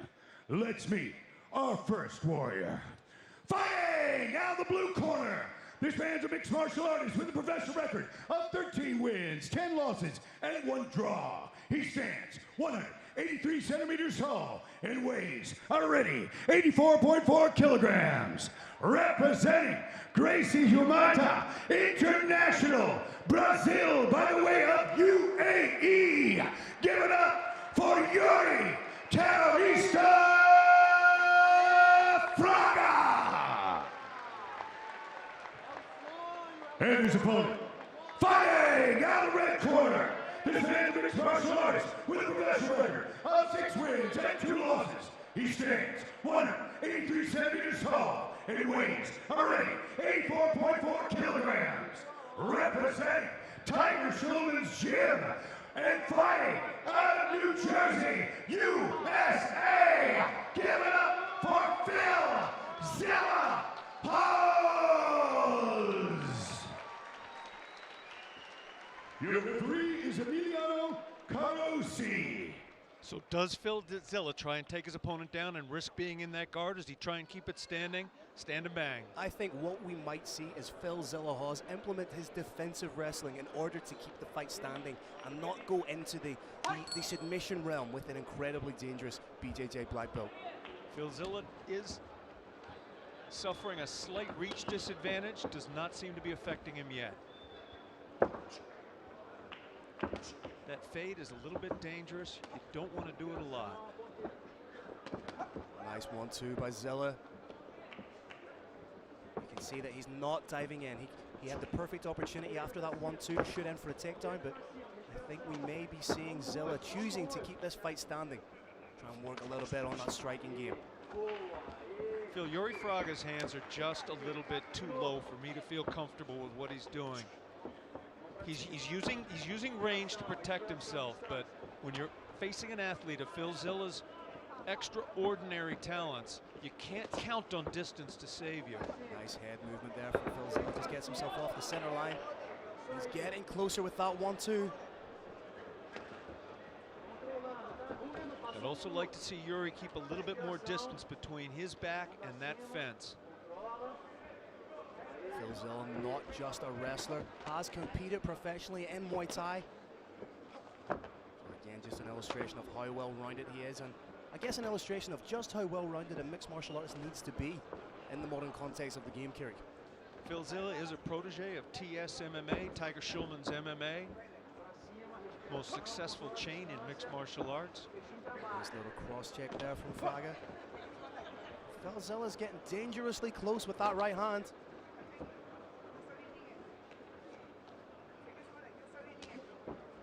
That push kick makes me cringe every time I see it. Yuri Fraga, as he seems to be moving backward, he lets his hands drop. Very dangerous game to play. He does have a very durable chin, but that's not something you want to have tested in this sport. He may have got rocked just a little bit there. He's lost his legs. Phil Zilla wants to jump on him fast, and he's catches doing him it again. The head clears in 5 to 10 seconds. Phil knows it. He's going to try and put that hand on the head he again. He's done he it. dropped it. He's That could dropped be it. Phil Zilla wreaking havoc. Big ground and pound being landed here by Phil Zilla. Very intelligent not to fall inside that guard. And again, showing his MMA IQ by not diving in. May even choose and elect to take a step back and beckon Yuri back to his feet. It's a brilliant fight strategy, Phil. Phil Zilla is not going to fall inside that guard and risk getting triangled, risk getting key locked, risk getting armbarred. He's happy to stay out of danger and cause damage. The referee chooses to do Phil's job for him and gets Yuri back to his feet. Has Fraga had enough time to recover? Has the head cleared? Oh, caught again, he's wobbled! That could be it! Big shot, he's out on his feet! Heavy hammer fist, this could be the end! This time he's going for it! Landing beautiful elbows, but Fraga manages to work back in. Yuri Fraga is a bad man. This time Phil Zilla again, just showing serious calm and restraint. Could be seeing another big right hand coming from Phil Zilla. Phil, very smart, goes to the body, then the head. Those right hands are absolutely huge. And he's just pinging them off the head of Yuri Fraga. I'm also loving the fact that Phil Zilla is not going crazy. He's having luck, picking his shots from the outside. He's dancing with a gal that brung him. Ironically, it's Phil Zilla that's landing bombs, not Terrorista. Another big overhand. This could be it. Huge shots coming in from Phil Zilla. Phil Zilla completely composed, stifled.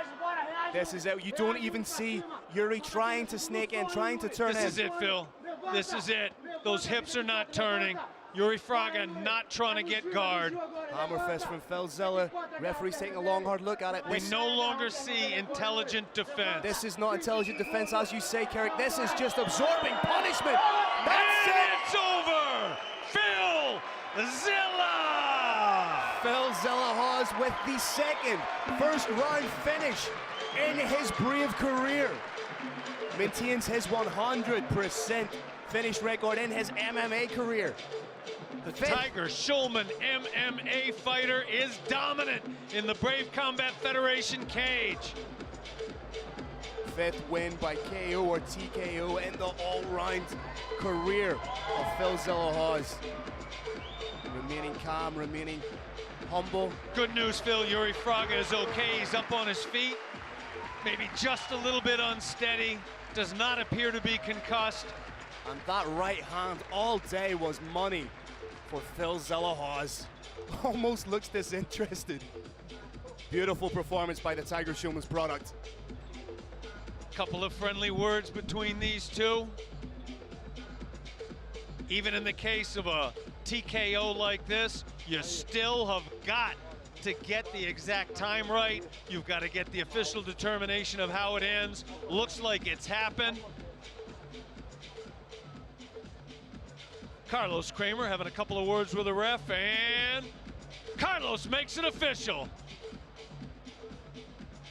All right, ladies and gentlemen, another explosive Brave Combat Federation WFC battle in the cage. This one comes to an end at 4 minutes and 42 seconds of the first round. Your winner by TKO due to strikes, Phil Zellahaz.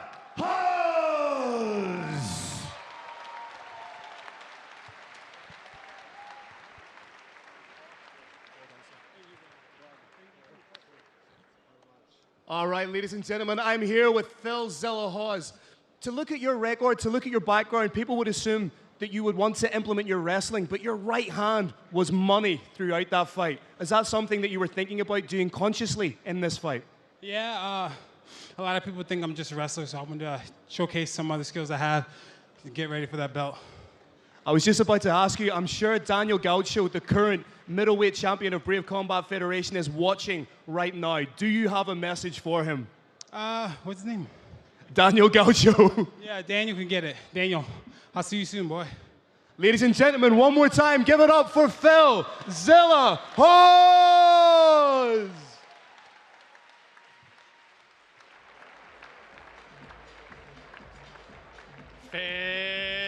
Fantastic answer by Phil Zellahaz. I'll see you, boy.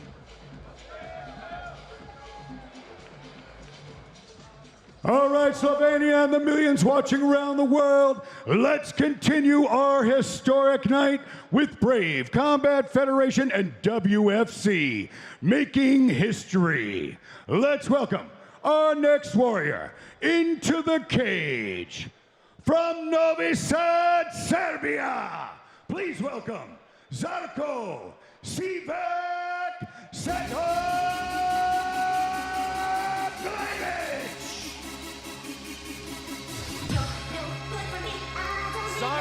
Sivak winning the award for walkout music, rocking some serious old school. Bust out the glow sticks, let's have a party. First things first, a little bit of business. Zarko Seraklevich, 24 years old, brings with him an undefeated 2-0 professional record with both wins coming by way of KO in the very first round. Training under head coach Nemanja Milosevic, he began his professional career 2-0, but prior to that, he had his amateur career at 8-0. So essentially, we're looking at a 10-fight win streak. Amateur MMA champion of the Balkan region, an amateur MMA Serbian state champion, and began it all off with an amateur MMA Belgrade title. Interestingly, began his athletic career as a competition swimmer at the age of 12. Phil, strategy in mixed martial arts is a tricky thing. You can go in with one idea, get punched in the face. You may have to switch it completely, but this fight is going to have a predetermined strategy. One fighter's looking for the knockout. One fighter's looking for the submission. The man you see here, Marko Seraklevich, is going to be looking for the knockout, and he's gotten it in every fight to date. Riding high confidence, his last fight he defeated Georgi Baklinov via first round TKO in Bulgaria. That was in October of 2019, so he's looking to continue that momentum, to continue to ride the crest of a wave.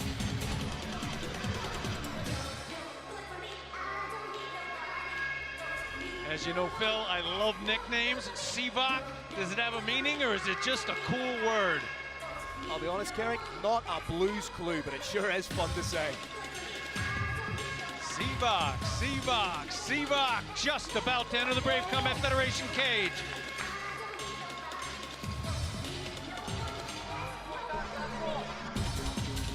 All ready to go. Let's bring out our next fighter, Carlos Kramer.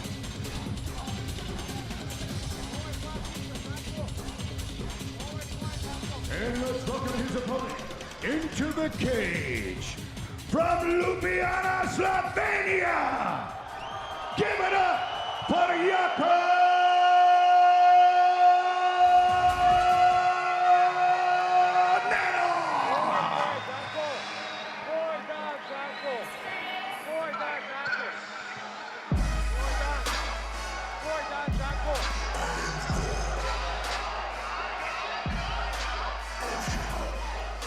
Jakub Neda making his way to the Brave Arena, representing TNT Gym.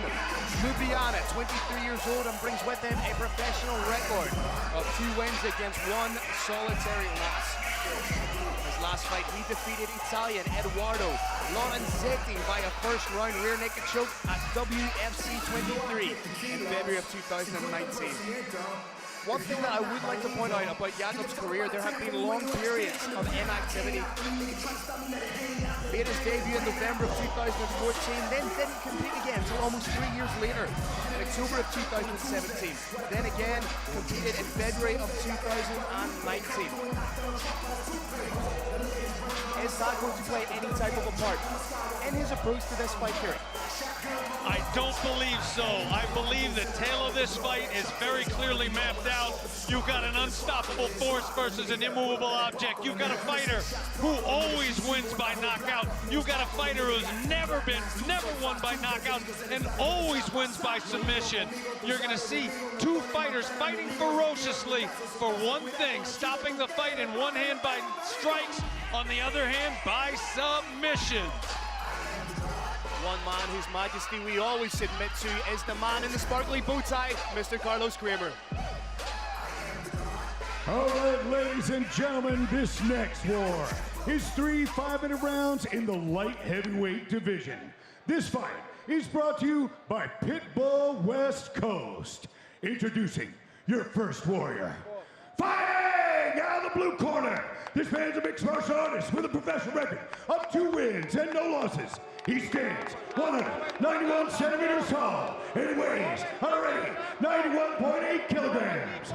Representing CDS MMA team and fighting out of Novi Sad, Serbia. Give it up for Zarko Sivak Sedoglavich. Partisan crowd letting everybody know what they And his think. opponent, fighting out of the red corner, this man's a mixed martial artist with a professional record of 2 wins and 1 loss. He stands 193 centimeters tall and weighs already 93.4 kilograms. Representing TNT Gym and fighting out of Ljubljana, Slovenia. Give it up for Jakub Neda. Your referee is Emiliano Carosi. This fight is sponsored by Pitbull West Coast. One more time, thanks to our sponsor, Pitbull West Coast. Here we have it, Carrick, the striker, Zarko Sedoglavich versus the submission specialist of Jakub Neda. It's on. Whose will be done?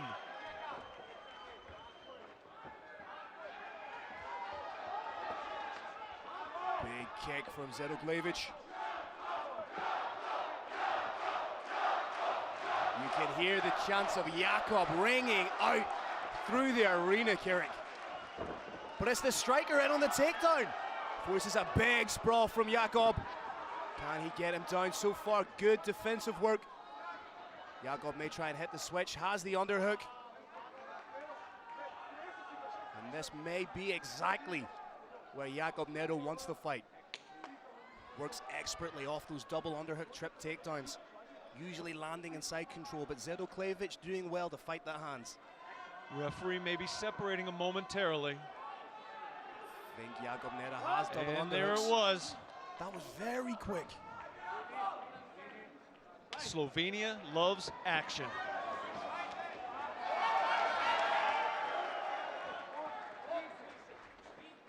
Nice job from Zedoklevich. Changing the levels was Jakob Nedo. Oh, he drops it! Huge shot! That's it, it's all over! Unbelievable from Jakob Nedo, the submission specialist, charges forward with a huge shot. Jakob Nedo, take a ball, young man. Jakob Nedo shows he's got one complete game. And the crowd goes crazy. What a way to get the first knockout victory of your professional career. Dangerous, dangerous hands. Zedoklevich still on the canvas. Obviously right now our thoughts are with him. Hopefully he can get up in and of his own volition. Jakob checking on his opponent, making sure everything's okay. Zedoklevich still defending as if he's in the fight. Not really sure what's happened. Happens often. Still trying to fight on. Phil, this is what's called Queer Street. The fighter still believes he's in the fight. The referee, without any aggressive movements, is explaining to him what happened. The doctor's explaining to him what happened, but his mental processes have slowed down. He knows he was in a fight. He's not sure what's going on. He's always been told to keep fighting and keep fighting. That's what he's doing right now. The officials are doing an excellent job with him. They've called his corner in. I've seen officials respond overly aggressively in moments like that. We're not having that happen. These WFC officials are top flight. They're treating the fighter very gently and explaining this fight is over, which it is. Your winner from Slovenia, Jakob Nedo, adds a KO to his submission game. Zarko is up on his feet. He appears to be steady in his gait. Crowd is now cheering him.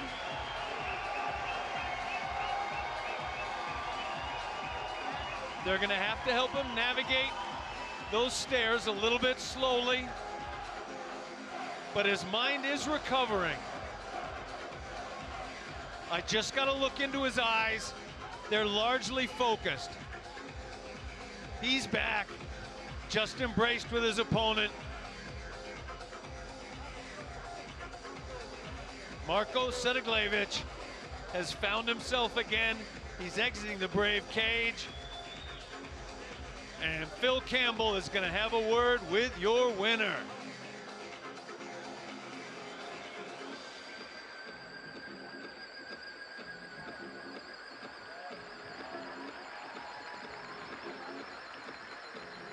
All right, ladies and gentlemen, how about that? Another explosive finish. This one comes to an end at 1 minute and 18 seconds of the very first round. Your winner by TKO due to strikes from Ljubljana, Slovenia, Jakob Nedo.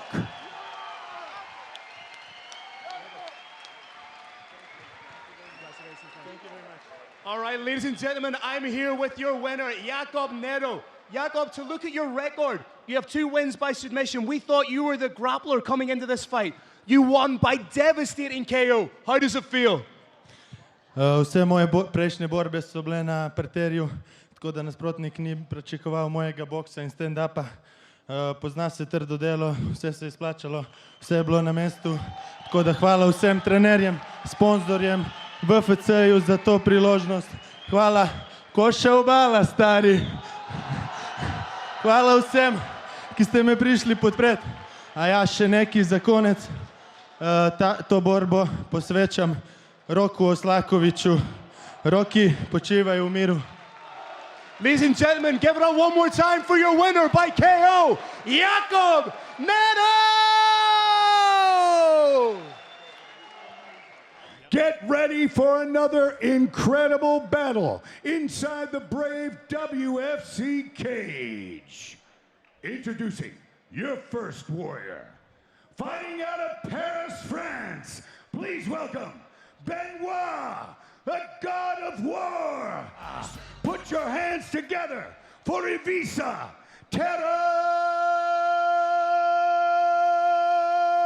Trushek. Phil, this fight is brought to us by OKEX NR1 Cryptocurrency Exchange. Again, that's OKEX NR1 Cryptocurrency Exchange. What can you tell us about Ivica Trushek? I can tell you that you are looking at a bona fide veteran of European mixed martial arts, representing American top team, Zagreb, Croatia. This man has a wait for it. Brace yourself. 38 wins and 34 losses record. Now let me just repeat that. He has 38 wins against 34 losses. This is his 73rd professional mixed martial arts bout. What's even more impressive than those numbers are his finishing rate. 35 total finishes. 23 by way of KO or TKO, 12 by way of submission. 24 finishes coming in the very first round. Roughly that translates into a finishing rate of approximately 92% in bouts that he has won. Wildly unorthodox striking style, almost like a drunken monkey. Very hard for his competitors, for his opponents to try and get a read on it. Because I don't think they can get a read on what Ivica's trying to do if Ivica doesn't fully know himself.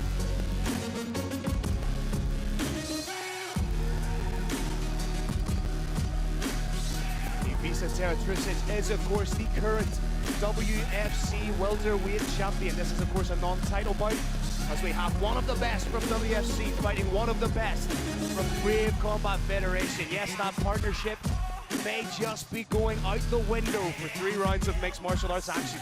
International bragging rights at stake here at Brave Combat Federation 34, WFC 24. Phil, I did some quick math, and I believe this man has more fights than the entire rest of the main card combined. It's an absolutely extraordinary number. It's an extraordinary amount of experience that he brings up against the young God of War.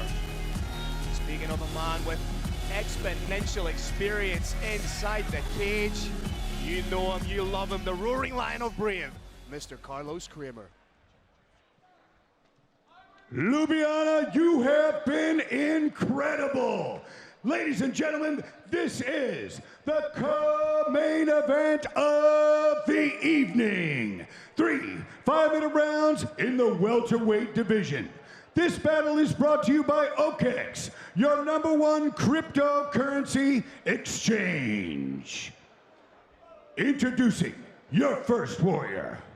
Fighting out of the blue corner, this man's a mixed martial artist with a professional record of 4 wins, no losses, and 1 no contest. He stands 180 centimeters tall and weighs already 77.3 kilograms.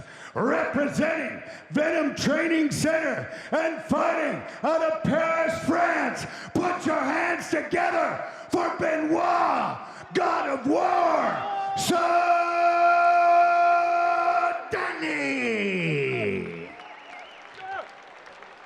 and his opponent, fighting out of the red corner. This man's a mixed martial artist with a professional record of 38 wins and 34 losses. He stands 171 centimeters tall and weighs already 77.3 kilograms.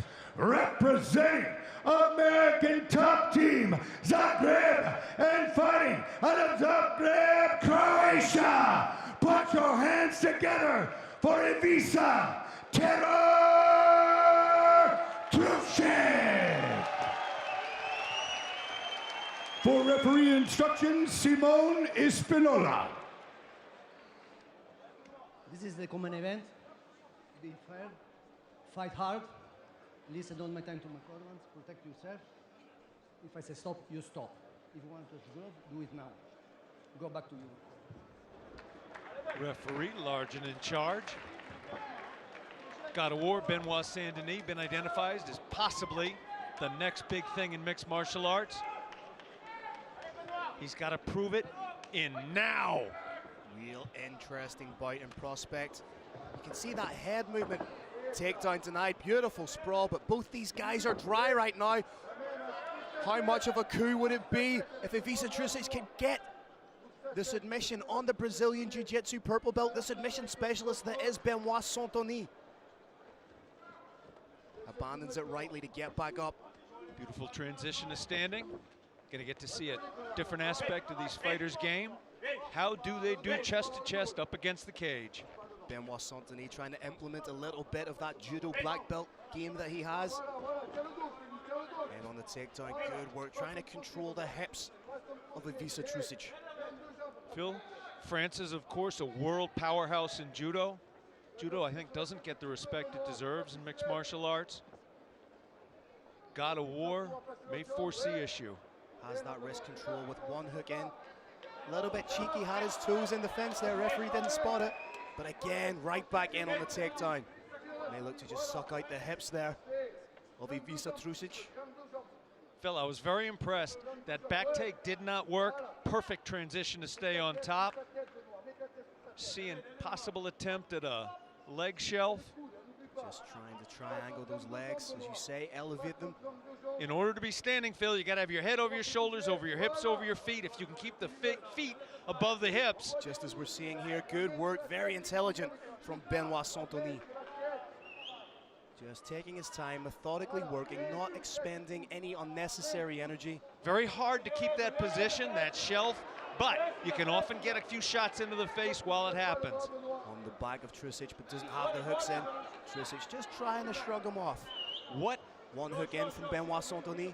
What is Benoit going to transition to when he loses the back? That's the question. Potentially we may have seen him go for the armbar, but then just in seamlessly. On the single. That is seamless wrestling from the judo black belt.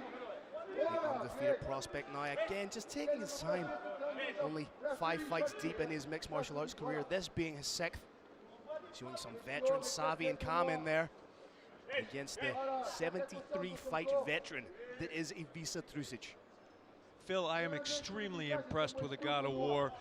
It's not that everything he's doing is working, it's that when it doesn't work, he bails and maintains top control. Very, very hard to do in those micro scrambles. May slide through into mount. There it is. Got that left foot waiting to hook under the calf. There it goes. Well, may have the rear naked choke, but Ivica doing the right thing by trying to turn in. Nice work by the veteran. Has to be wary of the armbar. Look out for the sweep. Maybe in on a leg. May switch to the heel hook. Ivica happy just to land strikes, but needs to be very careful here. Good work. Beautiful transitions. In on the heel. It's a little bit of a 50-50 position now. Both men fighting for a leg. Oh, terror in on the leg. Trusic trying to get in on that heel. It looks just past the point. It looks like it's just popped out, but I'm sure that that's taken its toll on Benoit Saint-Denis, trying to spin out of it. Legs are laced. Benoit looking for a toe hold, looking for a knee bar. There's the top! And he got it! Beautiful first round submission from the God of War. Transitions seamlessly into the knee bar. What awareness from the prospect. Absolutely fantastic mixed martial arts. Doesn't work, doesn't care. Find something else, doesn't work, doesn't care. Find something else, and it works. Rips that knee apart. Benoit Saint-Denis, the God of War. Benoit Saint-Denis got involved in a little bit of a 50-50 position. The God of War said no more, took the knee, took the win. First round submission in the bank. Phil, that man's using universal language to show he wants that belt. He's got the French tricolor over his shoulders. We're gonna have something official. We're gonna have an interview in just a little bit. Right now, Benoit Saint-Denis sporting one of our sponsors, Monster Energy Drink. It gives you energy. It tastes great. Why wouldn't you?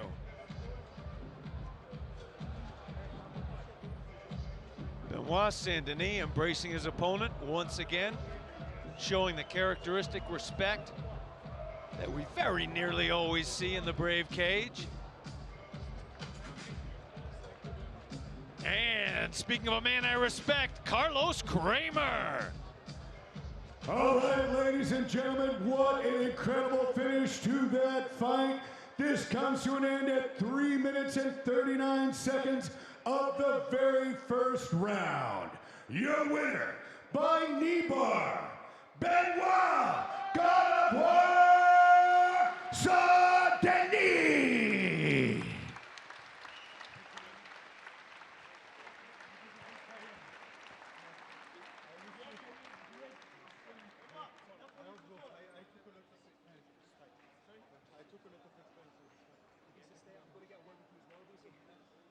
Ladies and gentlemen, I'm here with your winner, the God of War, Benoit Saint-Denis. An absolutely beautiful performance. You were coming in, this was your 6th fight against a 73-fight veteran. Was that something that may have been playing on your mind, or was the game plan straightforward? Go for the submission. You know, I like to put pressure on everybody I'm fighting, because I know with my heart, with my mental, I'm always ready. So if he's not, I can lose a bit of energy at the first. I will be great at the second and the third, you know. And my goal in Brave Combat Federation now is to get the super lightweight title. You know, I think this guy has it. The guy that has the title, I want my shot against him, you know. I love Brave Combat Federation. Everything is going great. I'm happy now, after less than 1 year of professional MMA, to fight against such an experienced fighter. And, you know, I'm putting everything I have to be the next great thing. And I want it to be in Brave Combat Federation. So super lightweight is my goal. Super lightweight title, I will come for you. There you have it, ladies and gentlemen. A beautiful performance, sir. Congratulations. Ladies and gentlemen, Benoit Saint-Denis. Ladies and gentlemen, I'm here with Ivica Trusic. Ivica, you went in there against a prospect. You left it all inside the cage. You have to be happy with the reception you got from the people here. Evo, prije nego me ovoga sterate proći, da velim hvala Masnicu i Forgaću koji su bili u kutu, ATT-u, Black Dragonu, Martinjak Mesnici i Profit Store-u i Reptilima koji su tu negde. Hvala. Uglavnom, kad god, ja sam ko ovaj konj, kauboj jučer, kad god dođem na najveći nekakvi test, uvijek zajebem. Ne znam, od 5 velikih stvari, ja sam 5 zajebao, ako niš drugo, barem sam dosljedan da zajebem. We hope to see you back soon, sir. Thank you for a great fight. Ladies and gentlemen, Ivica Trusic!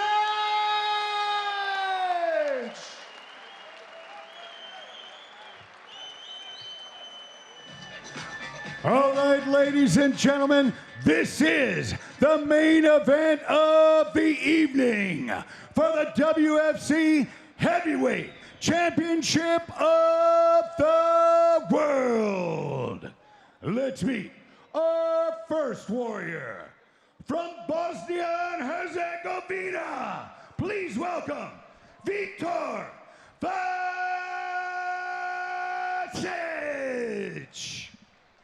Phil, what can happen in MMA? Anything! And there is no division more wild, more unpredictable than heavyweight, where with just one touch, the audience can get a real good look at what those soles of your feet look like. What can you tell us about this fighter? Carrick, absolutely everyone in combat sports, whether it be MMA, kickboxing, boxing, loves seeing the big guys go at it. Viktor Vasic, representing Viktor Vasic Fight Team. coming into the Brave Arena with a professional record of 5 wins against 3 losses, widely considered a veteran of Balkan mixed martial arts. His last fight, he defeated Mladen Krajša via second round TKO in Bosnia and Herzegovina in April of 2018. Whilst that may sound like he's had a little bit of a layoff, he is constantly competing in kickboxing and K1, winning a number of regional and national titles. Incredibly dangerous stand-up, incredibly dangerous on the ground, a very well-rounded veteran mixed martial artist. Bill, what kind of a streak are we looking at with this fighter? You're looking, he's coming off a 2-fight win streak, and that's nearly as many fights as Luka Podkrajec has had in his mixed martial arts career. As we said, competed extensively in kickboxing, training his stand-up under well-renowned striking coach Isaac Mesevich. Phil, am I correct that this man has never gone to a decision? This is correct. Neither man has gone to a decision. However, Vitor Vasic has gone beyond the first round, something which Luka Podkrajec cannot claim to have done. Final preparations being done in the prep point. What's gonna happen? Nobody knows.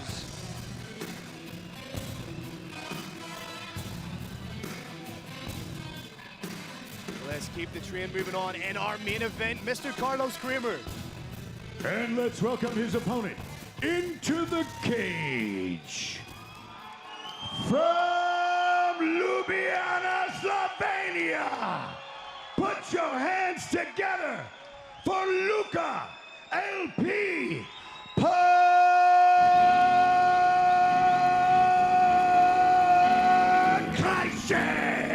Brave Combat Federation is the world's only truly global mixed martial arts organization. Among a number of our central efforts, we bring top local prospects to the global stage. Undefeated Luka Podkrajec from Black Box MMA here in Ljubljana is the top heavyweight prospect in Slovenia. Phil, what can you tell us about him? I can tell you're looking at an undefeated prospect at 3-0 in his mixed martial arts career. 2 wins by way of KO, 1 win by submission.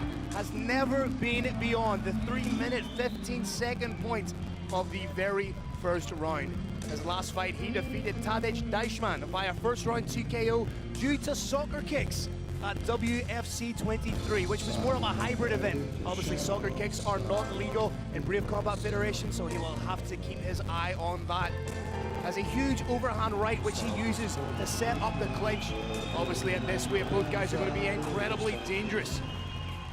One thing I'd like to say about Luka Podkrajec is he's a little bit of a renaissance man, a recording artist in his own right, having recorded 2 hip-hop albums, now moving into producing techno music. So he'll definitely try and hit all the right notes tonight in Brave Combat Federation.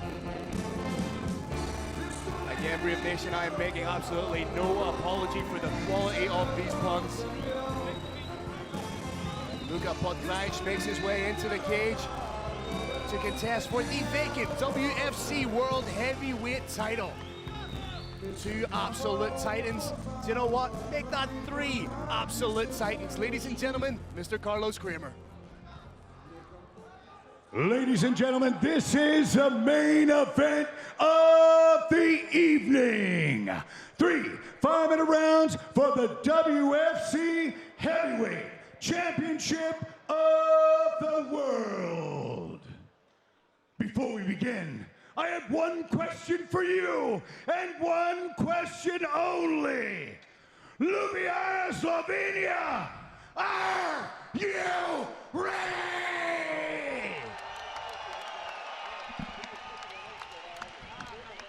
Let's meet our first warrior. Fighting out of the blue corner. This man's a mixed martial artist with a professional record of 5 wins and 3 losses. He stands 188 centimeters tall and weighs already 109.4 kilograms. Representing Vitor Vasic fight team and fighting out of Bosnia and Herzegovina. Put your hands together for Vitor Vasich.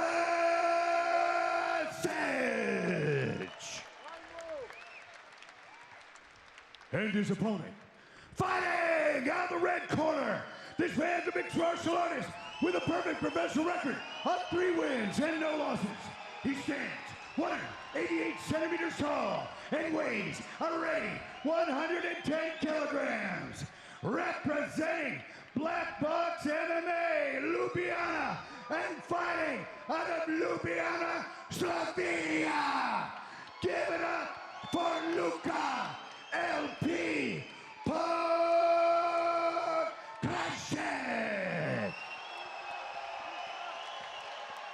For referee instructions, Simone Spinola.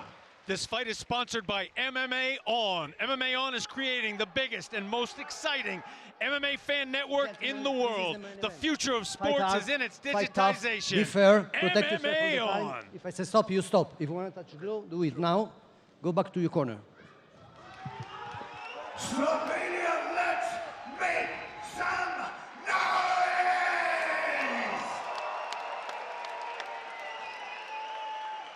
Here we go, ladies and gentlemen. As if you were not pumped enough for this fight, you have the ringing endorsement from the roaring lion, Carlos Kramer.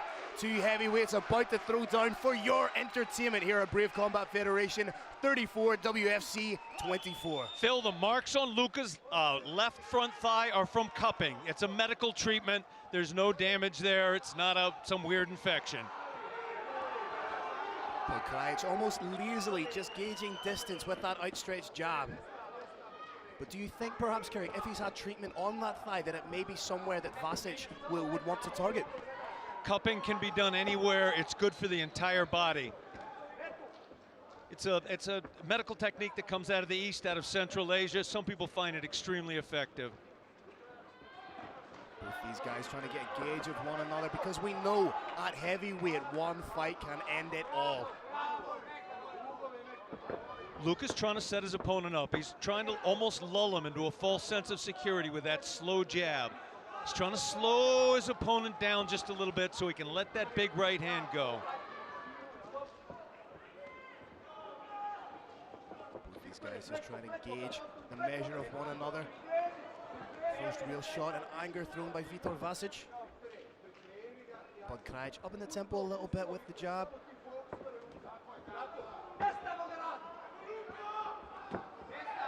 Nice inside leg kick from Vitor Vasich.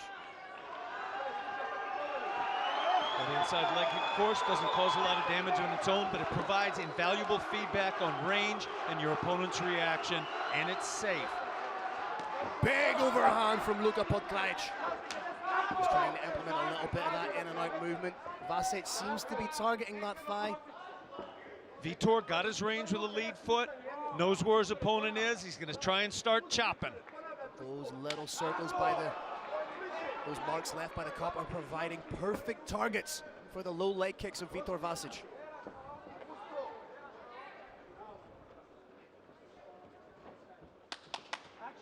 Referee calling for a little bit of activity. Big overhand into the clinch from Podkrasik. Vitor Vasich, beautiful defense, throwing absolutely everything.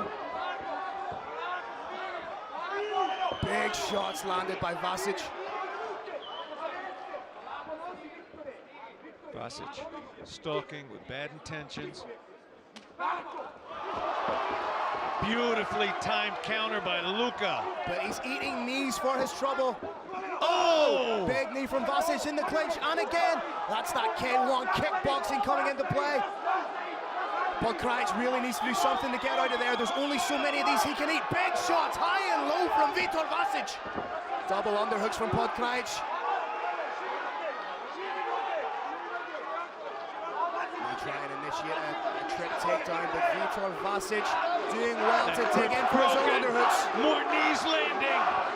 4 of them. Luka Podkrasik in on a single leg. Does he have enough in the tank to run the pipe on it? Vasich has that chin cupped. Now he's digging for a double underhook, trying to drag his opponent up. And this has Limp legs out. This has just become the longest fight in the short career of Luka Podkrasik.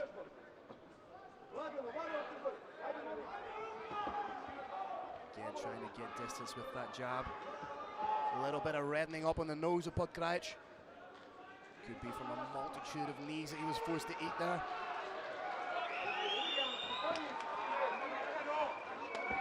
Big wide. He's coming back. Trip takedown. Down, roll, scramble. And he's up. Big men showing how to fight. Podkrajc again in on that single.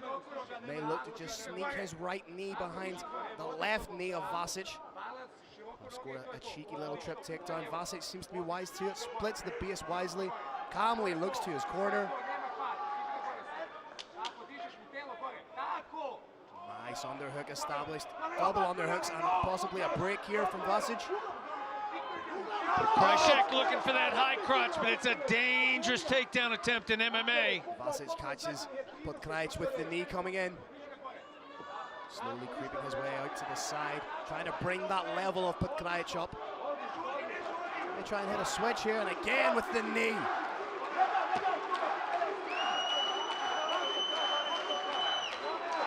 There it is again. Those knees are the story of this fight.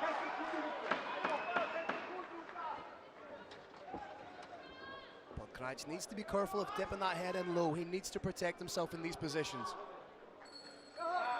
Round ends, and it was an exciting one. Phil, both fighters showing a little sign of fatigue.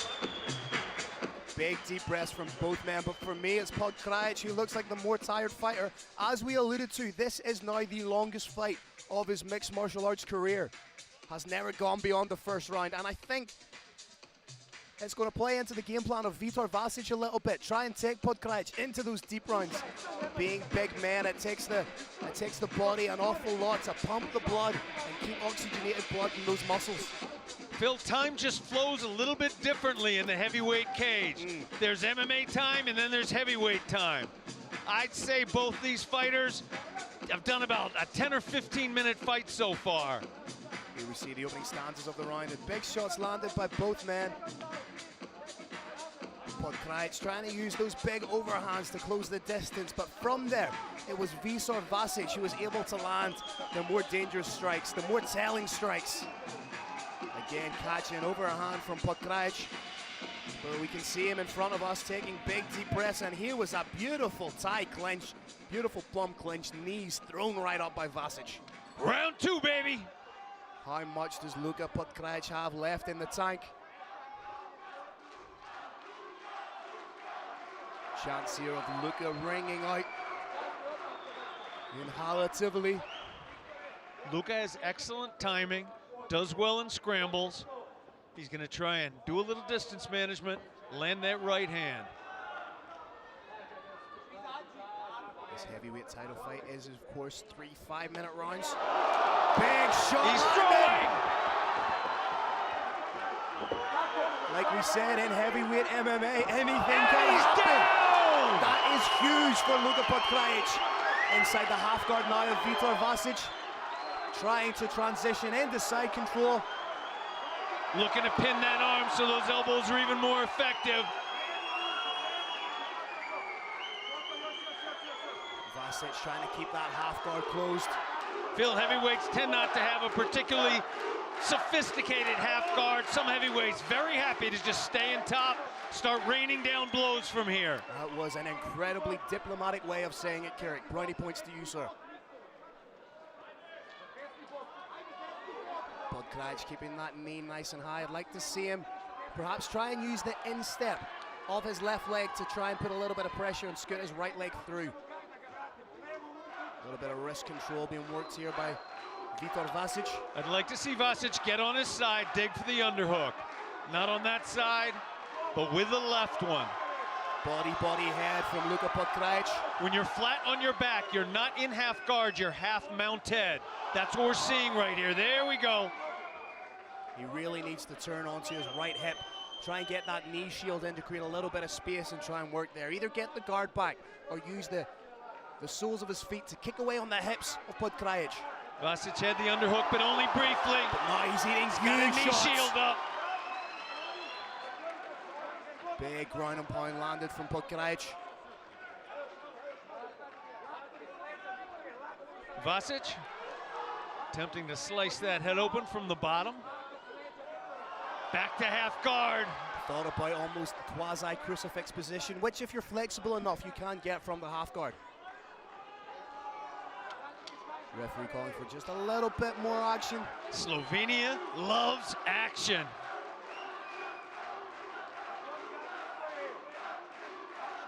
I think this kind of position is going to be wearing just a little bit more on Vitor Vasic, but Krajc, the man on top, he's not being forced to carry any additional weight. Could even use it as a little bit of time to catch his breath. May just be creeping through into the mount position. I think, Phil, to make this referee happy, Luka does want to either try and transition to mount or topside control. If he postures back, he's going to end up in that knee shield. And he has to be strategic with the shots he's landing here. He doesn't want to try and punch himself out. Good work by Vasic to reclaim guard. And we've got a stand up. Luka may be struggling to get off that floor. Oh, he is. Big deep breaths taken by Krajc. It really comes down to who wants it more in this position. What have they got left? We're on heavyweight time, baby. It may just come down to who can land that big winging shot. Swing and a miss from Vasic. Go ahead, Luka, that's your turn.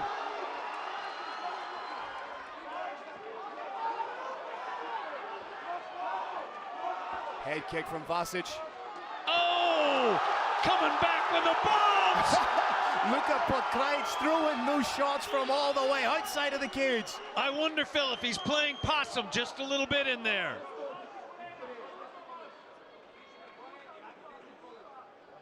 Both fighters trying to catch their breath on the cage. Those shots were very much like the young lady I took to prom. They were not pretty, but they were effective.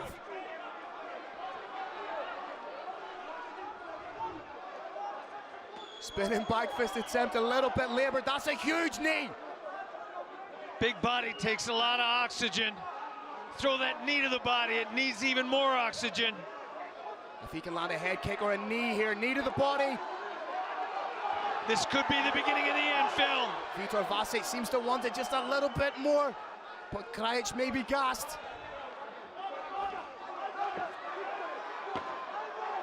The corner of Vitor Vasic calling him forward. This is turning into a slugfest. Dirty knee stumps from Vitor Vasic. 2 stumps and a knee. And I think very much to everyone's amazement, this fight is going into the 3rd round, Carrick. How entertaining is the action we are seeing right now, my friend? Unbelievable. Any predictions, Phil, for what happens in round 3? I think we're just going to see these gentlemen bite down on their mouthpiece and wing shots at one another. Vitor Vasic's taking some seriously deep breaths, as is Luka Krajc. Doctor checking in on both fighters, making sure there are no health concerns in the Brave cage. There we see just guys teeing off on one another.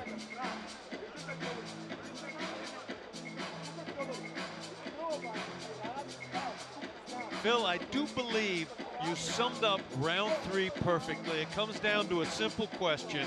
Who wants this fight more? If I was the corner of Luka Krajc, I'd be getting him on his feet as quick as possible. Here we go, Carrick. It could come down just to one shot, one moment. Two are giving each other a thumbs up. One moment that absolutely crystallizes everything you have done so far in your mixed martial arts. The opportunity to call yourself a world champion. Here we go. The next 5 minutes may take place in slow motion, but as long as they're entertaining, I am all in. WFC heavyweight title on the line. The title is vacant. The winner tonight takes it. Who's got enough left in the tank for that one home round, one header quitter? But boom, boom, boom! Oh, weaving in this! Oh! This could be a fairy tale ending for Luka Krajc. He smells blood in the water. Wow! Vitor Vasic to the ground, landing heavy hammer fists. Gorilla punching from top. It's like WFC went to the zoo, found a pair of gorillas, shaved them and put them inside the cage. Fighters trying to catch their breath, referee not having it. This is one of the most wildly entertaining bouts I have had the pleasure to call. There's a pass from in-closed guard to half. The guard's That's wide the open. kind of action that we need to see in order for the referee to leave it on the ground. And the guard of Vitor Vasic is wide open. Got to see a pass that it looked like there's possibly the beginning of an attempted pass, either to mount or to top side control. There you go! He's going to mount! What he needs to do right now is posture and land some heavy, heavy strikes. How much does he want it? There it goes. The hips are sinking. The hips are compressing into the opponent's belly, making breathing even tighter. This is an absolute war of attrition. Luka Podkraj in the mount position, trying to posture up a little bit, but we could see a little bit of transition work. Nice work from Vitor Vasic to get the half guard back. I love that big man escape. You know, you get out of mount, you sit up. Maybe trying to get in a Kimura, but as we know, the Kimura is a submission that requires an element of power. Not quite sure Vitor Vasic had it in his locker there.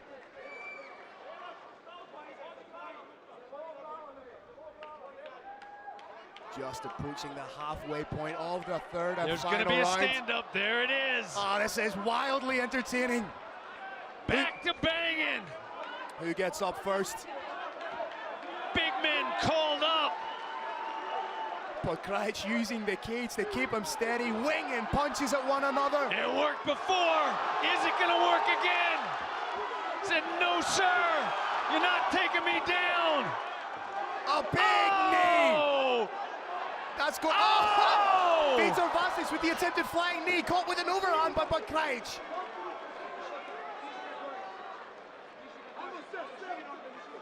Ladies and gentlemen of the Brave Nation, are you not entertained? Tables turning. Vitor Vasic on top. Did Vitor Vasic save a little bit for the closing stanzas of the fight? Vasic passing to mount. Full mount, Phil. 90 seconds to go. How much can Vasic land? Can he earn the stoppage? Both these men are exhausted. Both these men have left a little bit of their soul inside the cage tonight. Thought we had the beginning of an arm choke setup. It's more gorilla punching. Luka Podkraj needs to get out of this position. He cannot sit here for the remainder of the fight and let Vitor Vasic tee off on him. We've got 60 seconds left, Phil. We need to see a little bit more activity from Podkraj. We need to see him push down on a knee, get to his hip, shrimp out, spot scoot out, do something.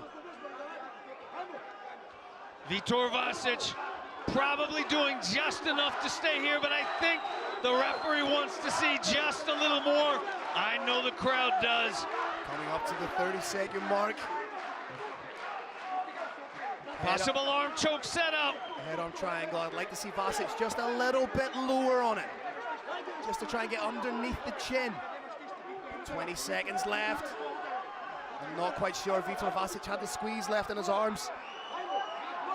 Derek, I cannot believe I'm saying this, but we might be going to decision. 10 seconds to go. Anything can happen in mixed martial arts, and it does, and it did.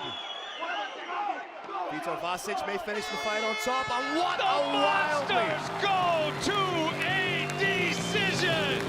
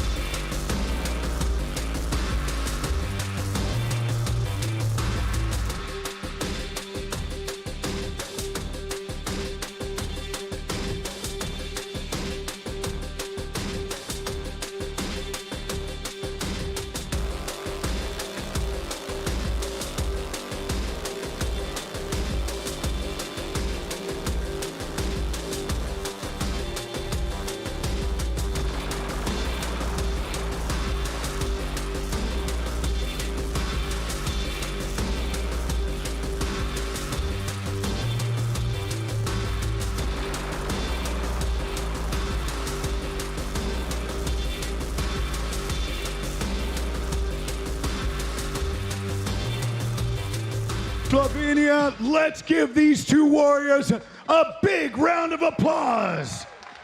What an incredible main event. After 3 rounds, we go to judges' scorecards. Your first judge scores about 29-28, Podgrajšek.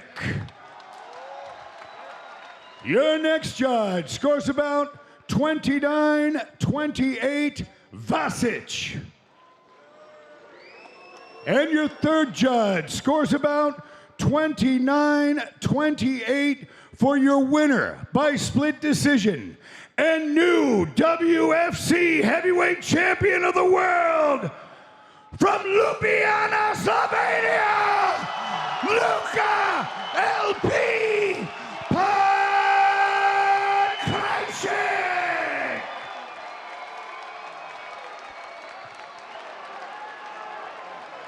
A little bit of joyful bedlam in the Brave cage. Mohammed the Hawk Shahed in the Brave cage. Irish Thunder. Ladies and gentlemen, I am here with the new WFC heavyweight champion, Luka Podgrajšek. Luka, that was an unbelievable fight. What does it mean to you to have this belt after a war with Vitor Vasic? First of all, I would say my deepest respects to my opponent, Viktor Vasic. He's a fucking beast. Prvo kot prvo bi zahvalil se in dal vso spoštovanje svojemu nasprotniku Viktorju Vasiću. Je zelo huda žival. Drugač pa, hvala vsem, ki ste prišli. Svojo nagrado bi pa posvetil svojemu očetu, ki čez par dni praznuje rojsten dan. Hvala, to je to od mene. That's it. Ladies and gentlemen, give it up for the new WFC heavyweight champion, Luka Podgrajšek!